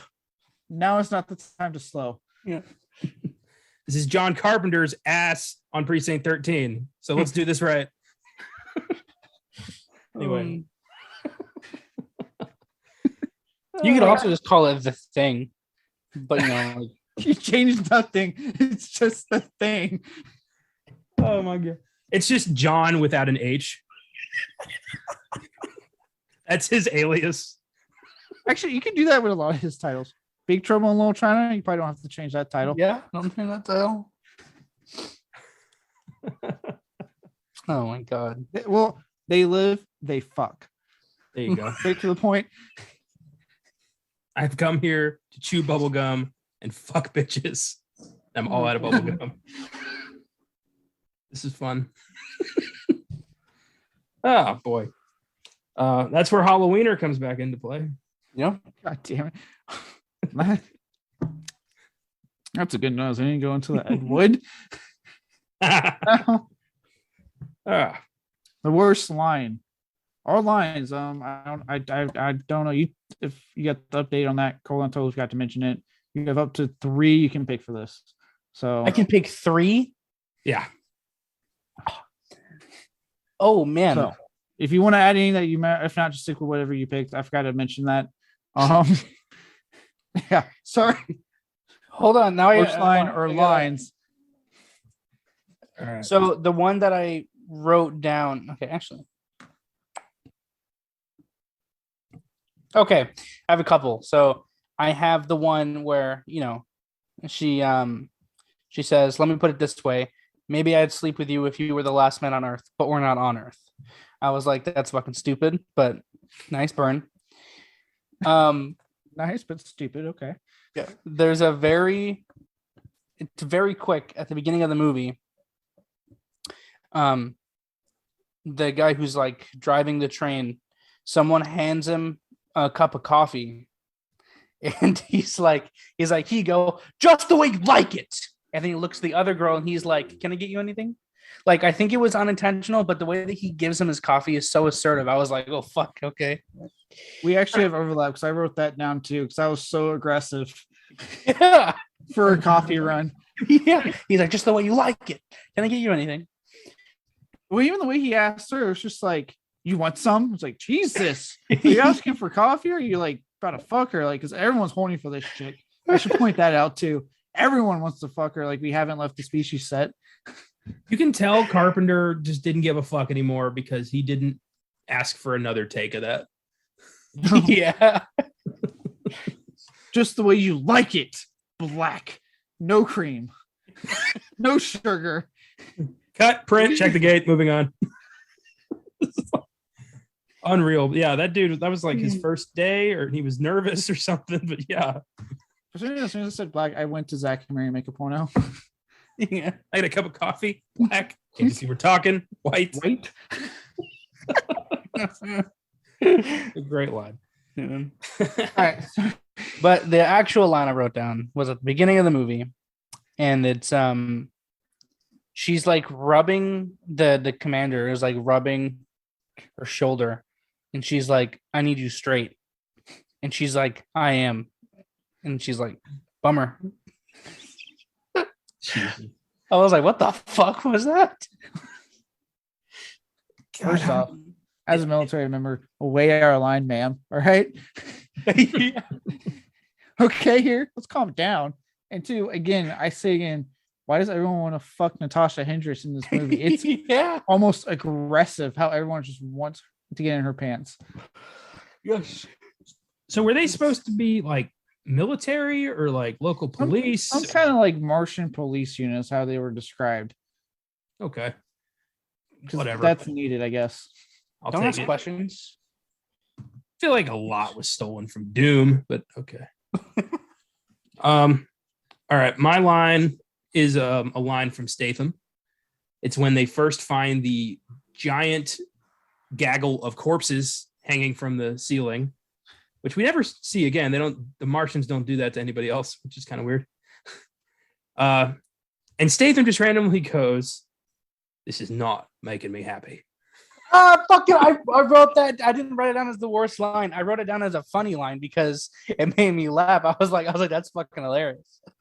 Like, this is not the way you should be reacting to this much death, Jason. Yeah. I love it. I'm Jericho. like, I mean, I want someone to just sit there looking at me like, well, no shit. clearly it's keeping you horny though, because that didn't change. Yeah. No. I would love if like someone just freaked out, like that's your response. There's people just dang, like they just lose it. I would love if the entire movie there is a very clear and pronounced boner on Jason Statham the whole time. It would be in character. Yeah, it doesn't have to be addressed, although everyone does have a quick glance like, is What this if- guy hard right now? What Like if the you whole just put time. this scene in where Statham just randomly walks into a room butt naked, rock hard, sees that she's an island, and goes, ah, shit, and just walks back and then comes in with clothes, and we never address it. Better yet, he comes in with clothes and he's like, oh shit. He comes back completely naked. That's better. For the rest of the movie, he's hanging dong. Now, would his career have, like, would it have just exploded early? Like right Depends on there? how I feel like it depends on how impressive he is down there. I feel like if he does that, he doesn't need the Transporter franchise to No. become huge, because we would probably see he's already pretty huge. I have a feeling a man that confident is rocking some good equipment. Dude. Jesus Christ. His career wouldn't be the only thing exploding. Oh, Ooh. we can only dream. All right, before we go down this rabbit hole way too much, Yeah. for mine, I had two. Like I said, the first one was also the just way like, because like you said, the way that is delivered. Oh my god! Yeah. I actually rewound. I remember I had to rewind it because I was in disbelief on the delivery. I'm like, did you really like? All I had to do was like, hey man, here's your coffee. Would you like some? Like that. I acted that better than he did, and I had no camera on me and no direction. Like, Yeah. why was it so aggressive?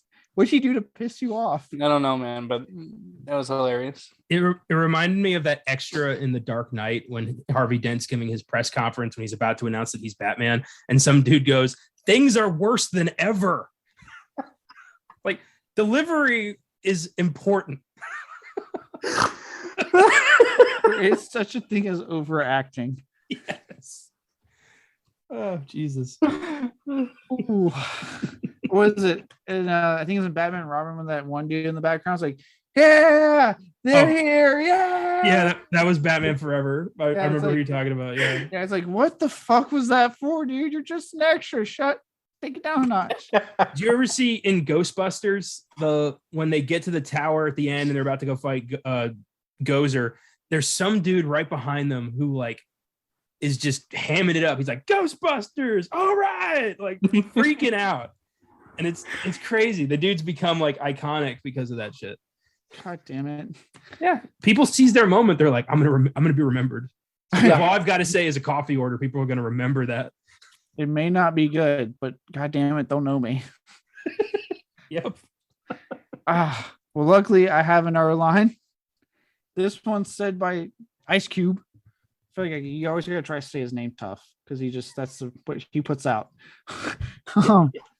And it's when they're all holed up in the prison, they're getting the things are starting to break in. It's the final stand, the assault on Precinct 13 moment.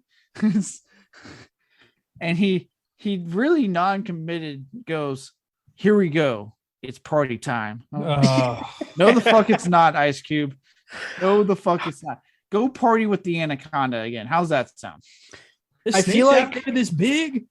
I feel like that they tried to cram as many like catchy one-liners in this movie as they possibly could, and they're all terrible. Was there a "here we go again"? Did we get one of those? Well, at the very end of the movie, yeah, they were like, Oh yeah. like we're gonna kick ass. It's what we do best. Yeah. It's funny that like there's lines like this in a film by John fucking Carpenter, and Ice Cube does a better job in Anaconda, and I can't tell you the director off the top of my head for that movie. When she's like, "It's what we do best," I wanted to be like, "All your friends just died." Yes, I was like, this is pretty recent. My God, I have so many. I It's been a texted you. day. Like, this is something you say like in the second or third film when we've established that you have a kick-ass character in here. It's not like I just saw you do all this stuff, and you really weren't even that great. Like I had to watch a whole drug sequence, and you fight it off. Yeah, like I want to hear that shit in Ghosts of Venus or Ghosts of Jupiter, but not the first movie. I texted Connor as soon as the movie was over. As soon as they said it's what we do best, I was so pissed off. I was like, "There's no fucking way that they just ended this movie like this," because they cut it off before something interesting could happen. There is no closure at the end of this movie. They didn't defeat the alien. Just ends. Yeah, all they did was kill all the innocent possessed colonists and let the ghosts roam free to the next like civilized town. There's no conclusion. And real quick on a side note, I have the porn title for this movie because we're naming planets. Ghost of Uranus. There you go. Oh, It works because there's an actual planet named Uranus, and then porn, and then your butthole, yeah, penis in it. that's good. I can be good sometimes. I would also accept Ghosts of Arse. Oh, Since we got a Brit in this movie. International, I like it. I'm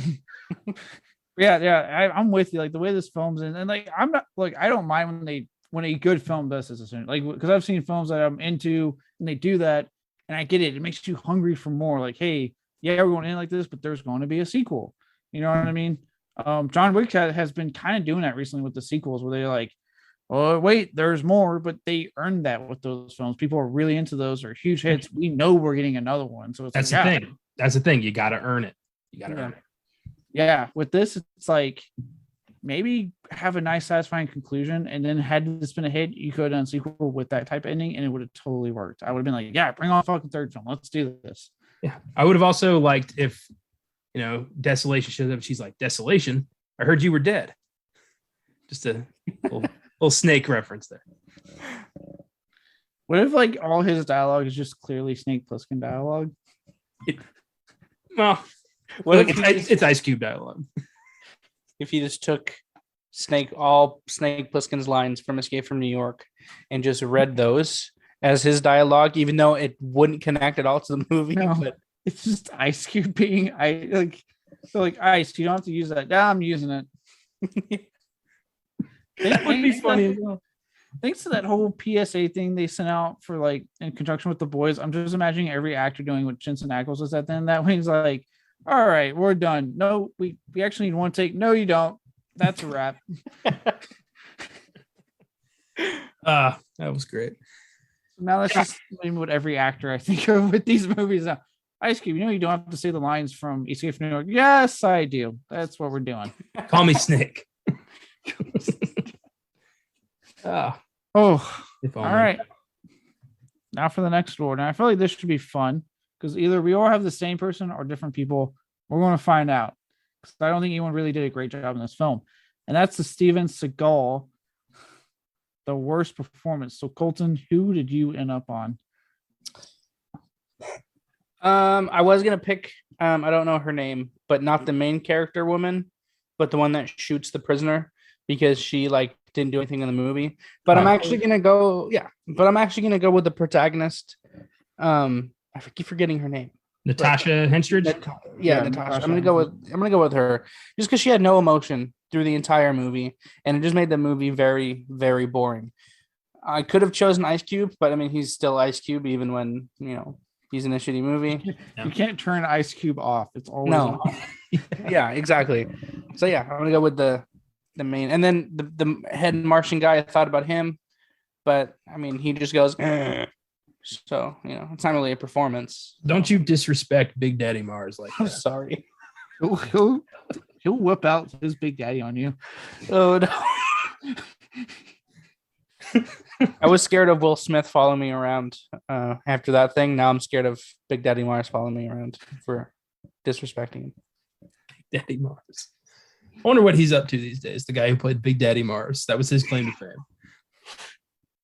I mean, if he's still around and this is in Cold Stash, he could try the convention circuit now. See what people do. Do people want to meet Big Daddy Mars? I will just be like, what does he look like without the makeup? Because I have Bart to look up what he actually looks like. Richard Catrone. I don't know if he's a stunt guy Connor, from Pittsburgh. Okay. I don't know if Connor has the same person, but me and Cohen have overlapping because I also put Natasha Hendricks because I did not. So go ahead. Okay. Yeah, I'm with you. Like, again, I really can't. All I can say is this is what I know about her. She was in Species. That was a huge fucking hit. People know her for Species. I've been meaning to watch it. I actually do want to see it. I'm sure she's actually probably good in that. They probably utilize her really well. But at the same time, I haven't seen her do anything since this film. So it's I haven't really seen her in a lot of stuff. And based off this performance, I can see why. Because it's so emotionless. It's so wooden. And I don't know, and it's weird because like, admittedly, I wanted to blame her, but at the same time, no one's really doing that good in this movie. So I'm like, how much of it is them, and how much of it is, as much as it hurts to say, bad direction. Yeah. It hurts. It hurts saying it because it's John fucking Carpenter. But when no one in this film is really that good, you start to wonder. I'm like, is it really them or is it? Because again, all these people, most of them have had successful post careers. I mean, the lady you were talking about, Clay Duvall, that did the shooting, she's had a very successful career post this film. Jason Statham, we know, has had a big fucking career post this film. Ice Cube obviously was already famous, has to maintain that. So it's like these are mostly good performers in their stuff. So it's like just this movie brought out the fucking worst. That's like, is it her? And it could be because, like I said, she, in her regard, I haven't really seen do a whole lot afterwards. And is it also a bit of like not good direction this time? Like, how much was Carpenter phoning it in and not really giving them direction? I think it's her because, like, with other people, they were shitty performances, but I could still tell that they were like, especially Jason Statham and Ice Cube, I could tell they were like kind of having fun with it. But her, she was just like dead. So, well, like Cube and Statham have they ooze charisma. Like they just are, on all the time. They don't. It's not that they're great actors; they're just fun to watch. Yeah, and the same cannot be said about the rest of these people. Fun fact, real quick, before we keep going: Big Daddy Mars played the main bad guy in Army of the Dead, the King Zombie. Are you serious? Yeah, he really likes playing zombies. I didn't like Army of the Dead, but I liked the concept of his character, so I'll take it. Zeus. I went with Clea Duvall as Bashira for one very specific reason. When Desolation takes her hostage and is like, I'm gonna kill every motherfucker in here, give me the gun. I'm paraphrasing, but and Natasha Henstridge is like, take me instead.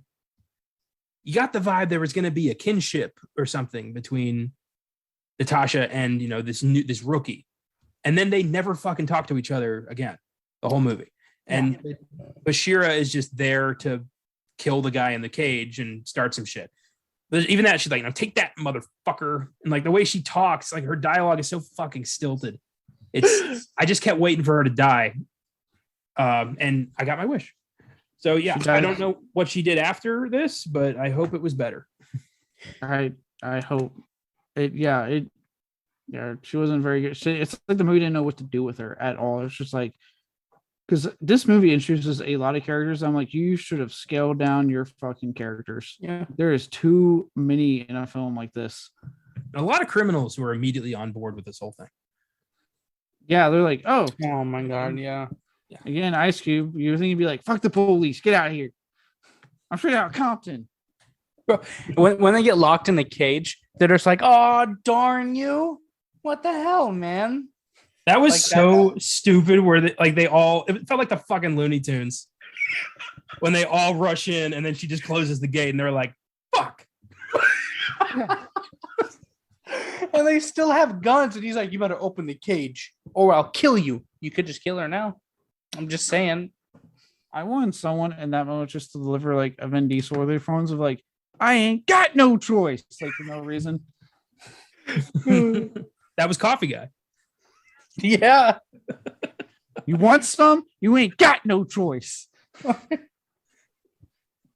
just comes back with fucking coffee and you're so like put it off. You're like, thank you. Yeah, you're welcome.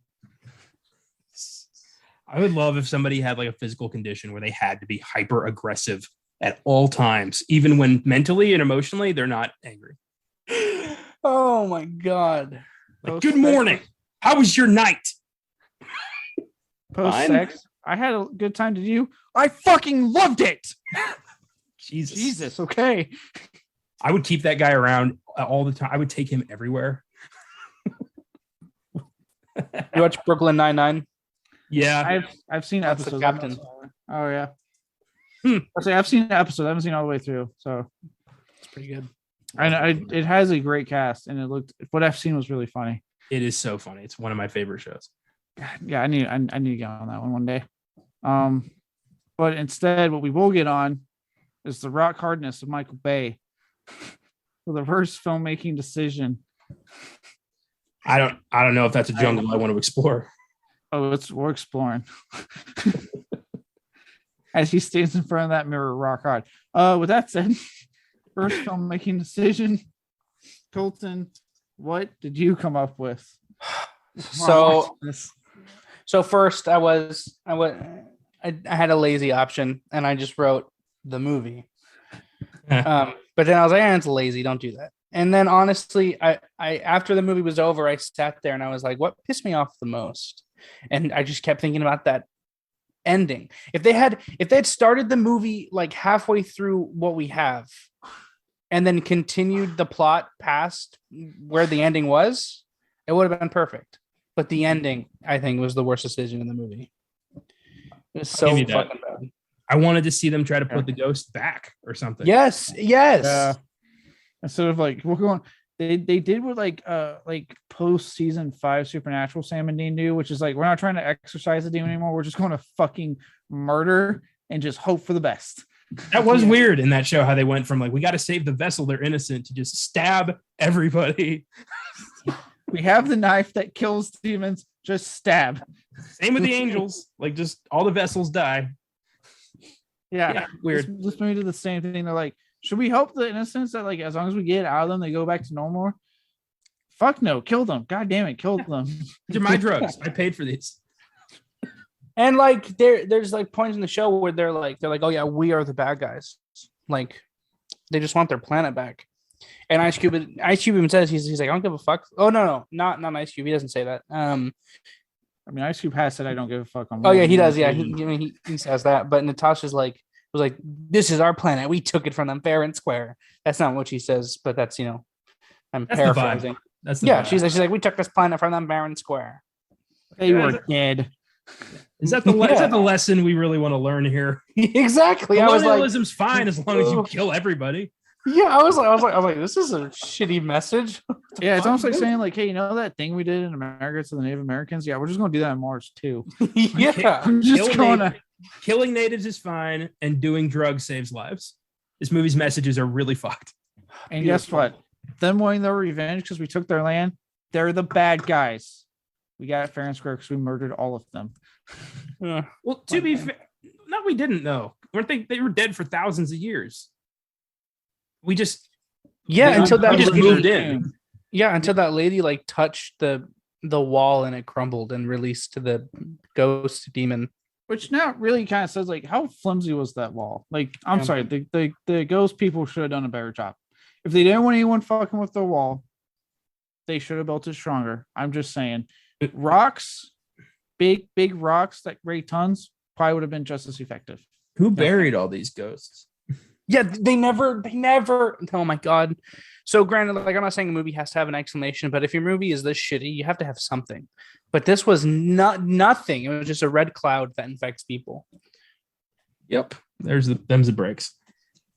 I feel like I say that a lot on this show. Them's the breaks. Yeah. It's kind of like, what the fuck are you gonna do? So mine, basically, how do you take a John Carpenter directed and written and scored movie about space ghosts with Ice Cube and Jason Statham and make it boring as fuck? Like, this movie is so boring. And that's the worst decision. Like, pacing, John, pacing. You know this. You've done it before. What's crazy, and we haven't even touched that. I forgot about he scores this movie, and this is by far. When people say whenever someone's like, "Oh, he has a flawless track record," scores, I'm like, "Watch Ghost of Mars." It is not good.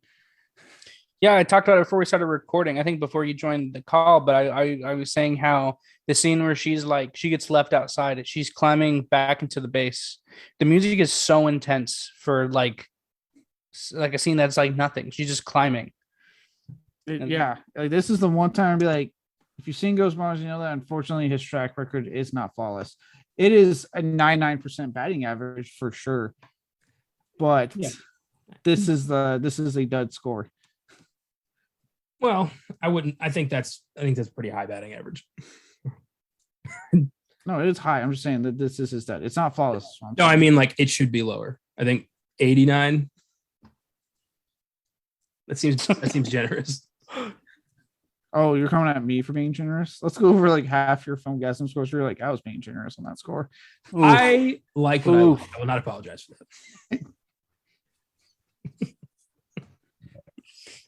Guys, please don't fight.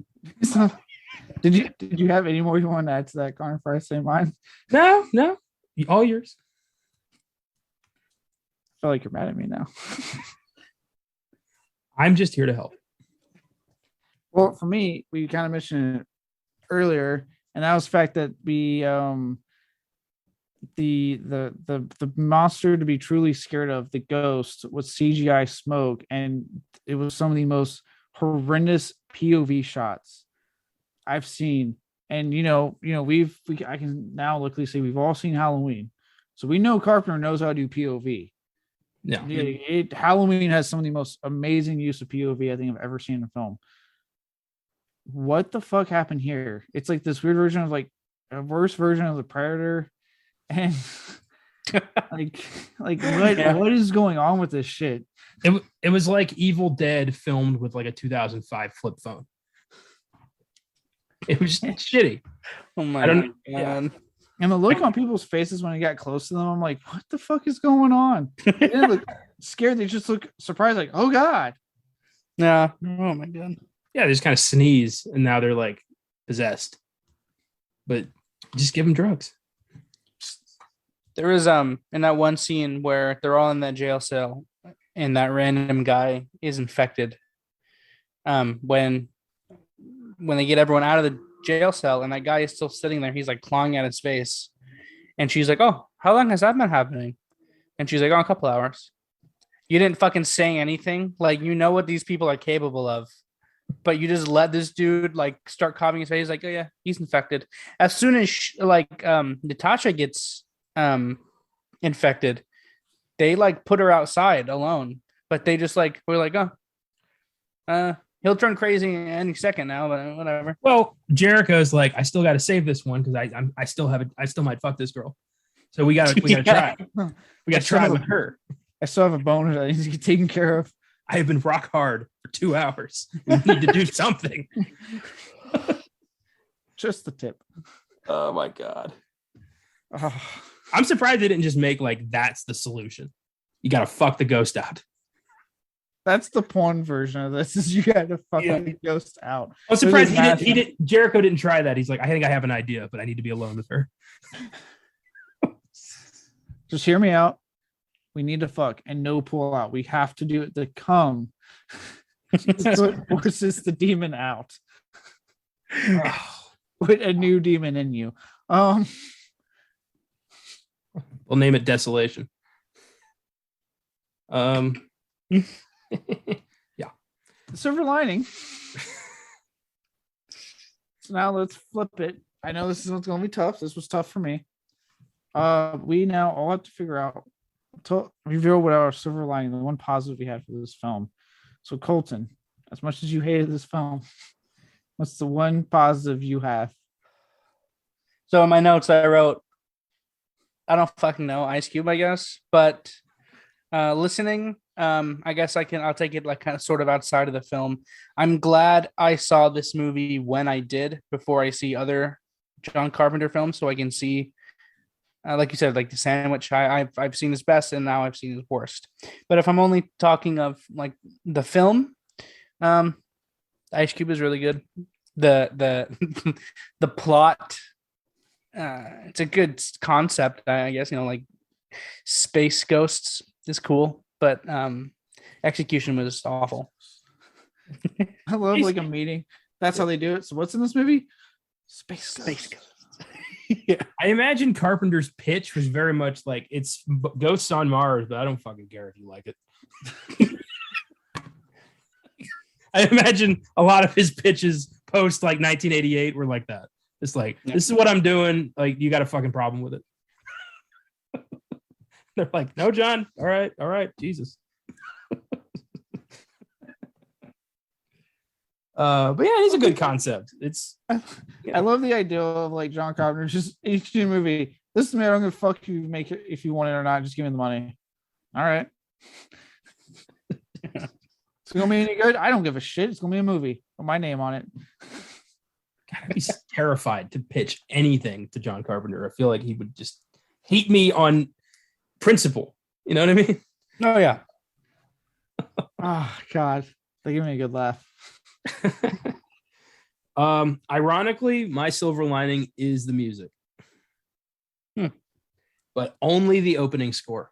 The rest of the music is dog shit. But the opening score, I do like. I think it's creepy. I think it sets an interesting tone. I like that weird little guitar solo towards the end. It doesn't really need to be there, but it's like, all right, I'll take that. Yeah, early 2000s. We had to get rocking in this movie somehow. Yeah, like I've talked about it before. Like horror films of this era, it was so common to just have like rock be like essentially the score, and then like what like fucking band that no one's going to remember 10 years from now can we throw into the end credits and play a song? Oh, dude, I've got some good Letterboxd reviews to talk about in a minute here that deal with the music. Oh boy.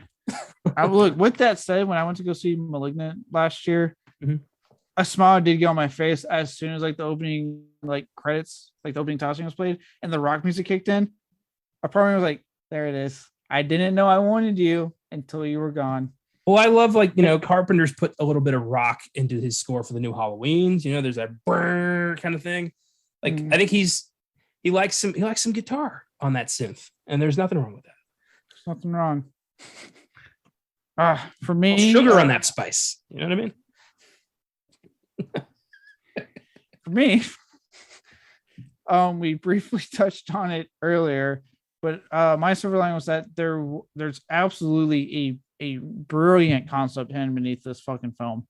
I do think the idea of like, you know, Mars' prior inhabitants infecting the people here are now, the current settlers, and making them these bloodthirsty savages is brilliant. I think had you gone like made it nowadays and gone more hardcore with it, actually explain some shit, like you would have had a kick-ass, really cool concept that would have been different, but it's just executed so terribly. Well, as I said earlier, I mean, it's basically Doom. I was gonna say it's Evil Dead in space. Yeah, exactly. But again, if executed well, who gives a shit? I would have been down. Yeah. Well, but the problem is that brilliant concept is hidden behind some of the worst fucking shit I sat through. Yeah, Big Daddy Mars. He hardly knew ye, but at least he was hard. Yeah. The words of Big Daddy Mars. Ah! I wrote a note about his screaming. What did I say exactly? Because I want to make sure I quote myself correctly.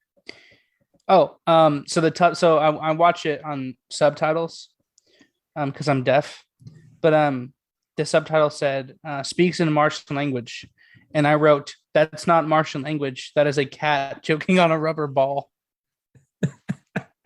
Also, there's a quote in the movie. I think Natasha says it, but she says "fucking kill me." So I wrote that down. I was like, same. Yeah, agree with you, sister. Yeah, I was reading in the trivia that there was supposed to be a pretty complex Martian language, but the prosthetics on Big Daddy were so fucked up, like especially the mouth, that all he could say was vowel noises. So the Martian language turned into la, la, la, la, la, and they just rolled with it. Oh god damn it. God. I want to talk about my favorite scene in the entire movie, and that's when the dude chops his thumb off. Trying to open a can. Oh yeah. Stick a dynamite in there. Off his ass. Yeah, I was like, did I really just get a scene where he just like accidentally took his thumb off in the most unexciting fashion? Yeah, it was so lame, and everyone was like, "Oh, you dumbass! You cut your thumb off." Yeah, Ice Cube's like, "That's what you get, dumbass." Bro, he just cut his thumb off. Help him. Right? They're acting like they can just like, I guess in this future we can just regrow limbs. So like, haha, you lost your limb, loser. Yeah. Can you imagine if someone like just like loses like a leg? They're like, walk it off, dude. All right, that's what you get. That happened in the Orville, which I really like. It's a kind of a funny Star Trek thing that comes back tomorrow. but there's a scene in the first season where they're trying to teach the on-site robot Isaac about practical jokes. And the next day, the guy who's trying to teach him, he wakes up and his fucking leg is gone. He gets out of bed. He's got one leg and he like hops to the front to the bridge and he's like, "What did you do with my leg?" And Isaac's like, "Gotcha." And he's like, "This is not a joke." He's freaking out. He hit his leg somewhere on the ship. It was really funny. That's great. Yeah. I think that's a good note to unless we have anything more to move on to our next segment known as What's in the Box.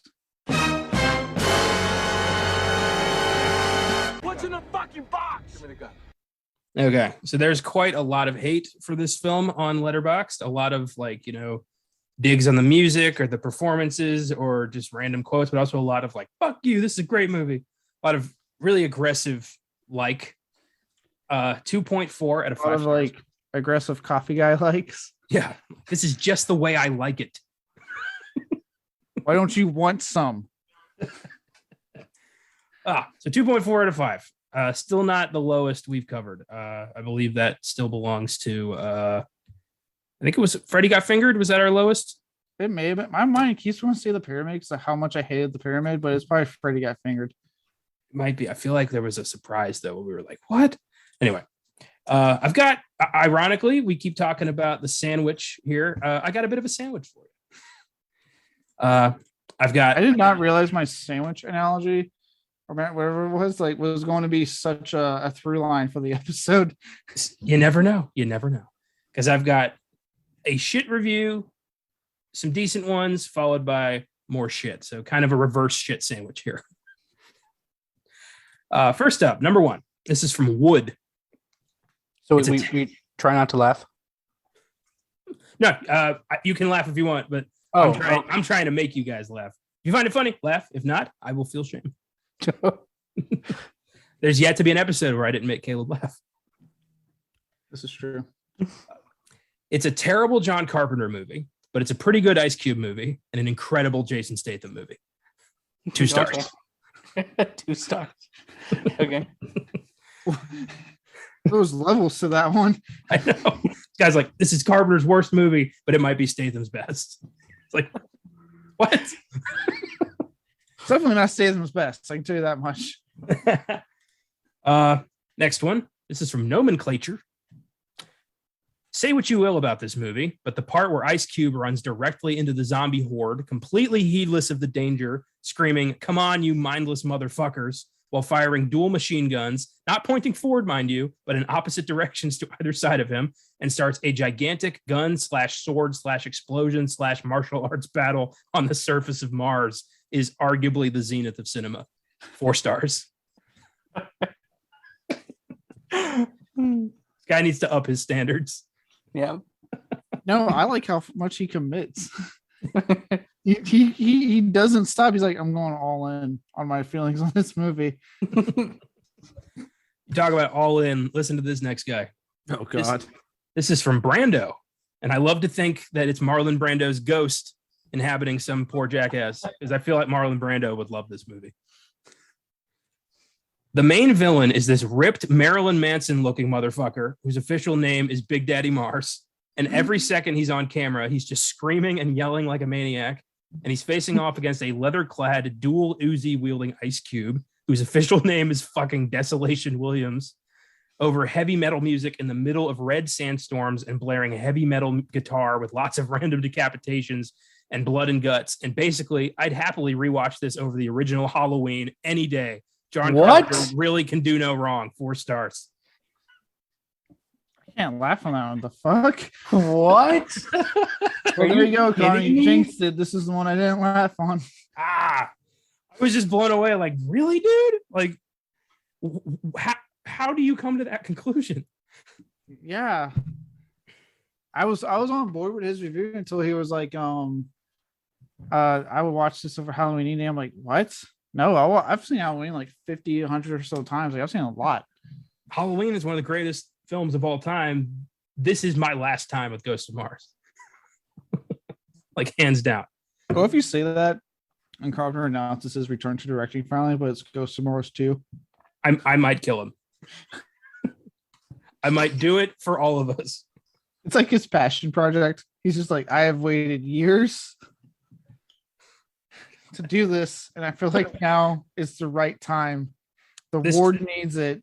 This time he actually does get Courtney Love. Oh my god. What if as he's doing this, everyone's like, Escape from New York 3, Big Trouble in Little China? Like they're just thinking of other good movies we could get sequels to, and he just ends it with the one you guys have been waiting for, Ghosts of Mars 2. And we're like, what the fuck did you just say? Brando, meanwhile, is going, I knew it. I never lost faith. 4 stars. Fuck Halloween. Dude. I cannot believe that. All right. These next two, negative to complete this reverse sandwich. This is from Dr. Acula. Love that name. Pretty simple. This was a cry for help. 2 stars. Oh my god. It's a cry for help. Is he okay? Is John Carpenter okay? Do we need to check on him? I don't think he's been okay for a long time. He seems okay now. Because he's working with his son, who's never going to tell him you're a shit director, John. Like he's never going to say that. Listen to the woman, John. And my final one, this was beautiful. This has elements of Roger Ebert's worst reviews, where he would just when you would like, he would attack the movie on like a personal level. Like it offended him so goddamn much that this film even exists. He would tank careers with those reviews, man. He was a movie critic? Roger Ebert, maybe the greatest movie critic who ever lived. When he loved the movie, I thought you said Robert Eggers. I was like, what the fuck? That would be awesome. Roger Eggers doesn't know how to like do a film using just regular English. I don't mean that as a dig. It's just he's like, English, no. I would hate to see what his reviews would be. In ye old times, like, okay, I'm done reading that. Well, this guy is Brandon Habes. A steaming pile of dog shit. A film so bad it finds Carpenter at the bottom of the well, dressing his cast in black metal S&M clothing. The kind of movie that gets you blacklisted from the industry, goes straight to VOD, and offends even the concept of a B movie. Everything is awful. Flashbacks should never be used again by anyone, and I'm convinced I've never been happy. 0.5 star. Oh my god, dude. You went in. Somebody hurt this guy. I like the I'm convinced I've never been. How this movie sucked so hard. I don't recall a single moment of my life where I enjoyed happiness. Shit, man. Maybe we should watch Halloween. What if he tries Carpenter again? He's like, all right, let me just try a different film this time. But he picks The Ward. Oh my God. He's just double whammy. Oh, and to bring it all home, he's like, you know what? I'll try a different director. It's fine. I'll do Wes Craven. My soul to take. Oh, and then he's like, you know what? I gave Carpenter 2. I should give him 2. He puts on Cursed. Fuck. Yeah. So he's picking all the director's worst films. He's like, movies suck. What do you mean Spielberg? You mean the son of a bitch who did Always? Fuck that. That would suck to only see a director's worst films. You would hate cinema so much. Why are people hyping up Scorsese? This silence film sucks. Oh New York, New York, go fuck itself. Oh, that's hilarious. I love thinking about this guy. Every time his friends recommend a director, he's like, "You're an asshole. That guy sucked." I can't drink right now thinking of that because I just keep laughing. So that's what's in the box. Ghosts of Mars, pretty hated, but there are some delusional people out there who think this is Carpenter's masterpiece. So there's always I want to meet them. I want to meet them. I don't.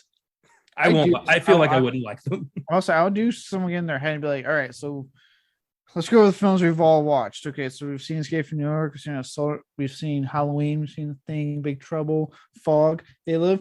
We can agree those are great, right? Yeah. Okay, cool. How the hell are you getting to the Ghosts of Mars being a masterpiece, man?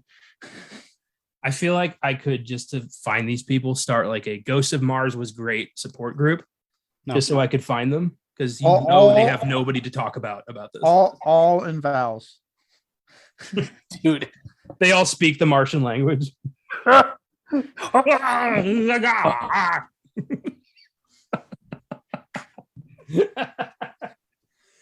this was fun.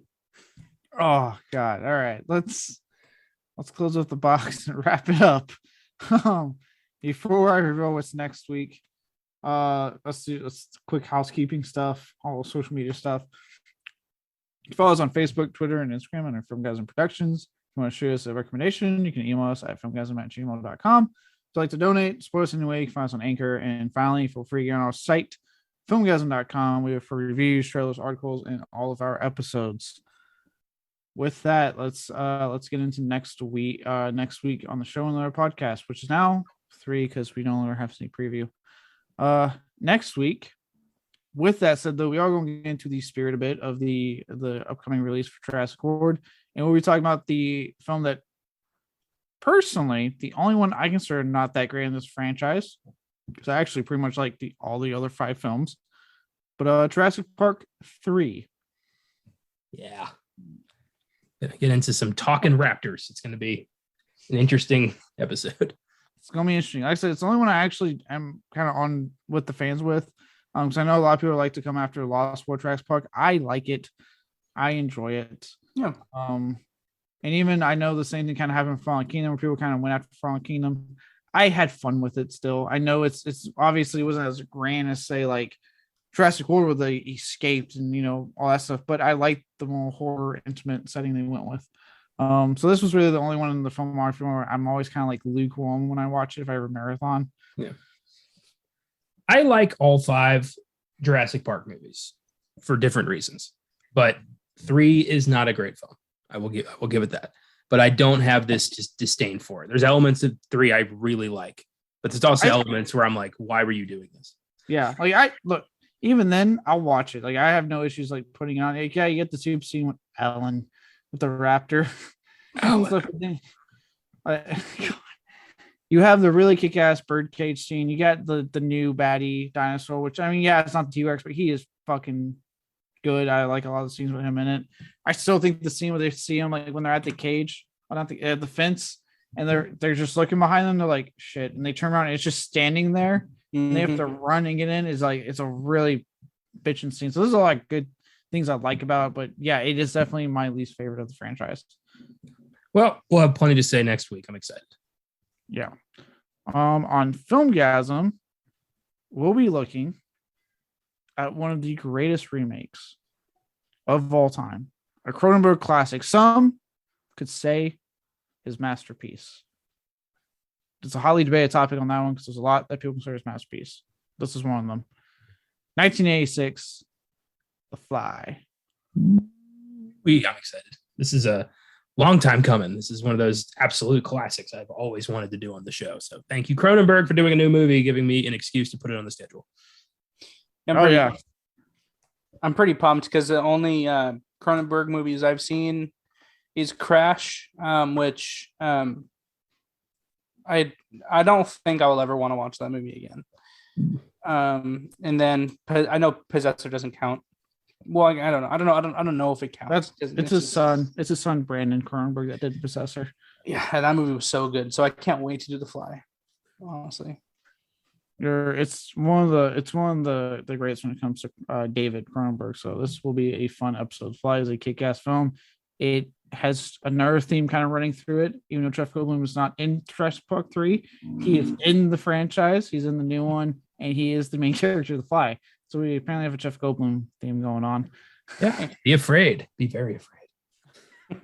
Life finds a way. Steaming, that's a big pile of shit. On Oscar Sunday, they'll be doing another Best Picture showdown while discussing what many consider to be the greatest film of all time, The Godfather. Oh, yeah. It's our 2-year anniversary of Oscar Sunday, so we're very excited to celebrate with a film celebrating its 50th anniversary, The Godfather. It's going to be a Best Picture showdown of the ages, and we are very excited. Yes, should be a fun episode. I'm actually a big fan of Godfather myself. I'm partial to part 2. It is longer, but I've always kind of liked part 2 a little bit more. And I didn't need to see the coda, but the less said about part 3, the better. That was 3 hours I'm not getting back. That's why I'm reluctant to watch the director's cut, because I'm like, am I really going to be able to tell the difference? Is it really that different? Well, I've seen Godfather 3 like 3 or 4 times, and it doesn't stick. I couldn't tell you anything about that movie. The only way I've ever seen The Godfather, I talked about this before, was I had to watch The Godfather Epic, which was all 3 movies edited to be in chronological order. It was long, man. It was long. That is a hell of an experience. That's a long, wow. I'm not doing that. Nah, no thanks. Even like with Lord of the Rings now, like I watch the extended cuts and I do it over a course of a couple days. I will not do back to backs. I'm like, I can't dedicate that many hours. I did a double feature of Godfather 1 and 2 with my grandpa once at Draft House, and we were in the movies for about 6.5 hours. Oh my God, dude. Yeah, it was crazy. It was fun, but it was crazy. So I'm glad this time we're just talking about part 1. Yeah, just part 1. Well, before I close out my good old weekly closing statement, I just want to quickly say thank you, Colton, for joining us. Yeah, no problem. Thank you for having me. Yeah, the doors are always open, man. I'm sad that this was your second Carpenter film you've seen, but like we've said, it can only go up from here. You've literally seen what many people consider his greatest film, and you've seen one of his 2 worst films. So you have a whole lot in the middle that is well regarded in various degrees to enjoy and cherish. Hopefully. Oh yeah, I'm excited. Oh yeah. So until then, ladies and gentlemen, once the ability to travel to Mars becomes a reality, and if you think I'm lying, take your beef with Elon Musk on Twitter. Be mindful of its prior inhabitants. They may not be so keen on our arrival. See you next week on Beyond the Bed.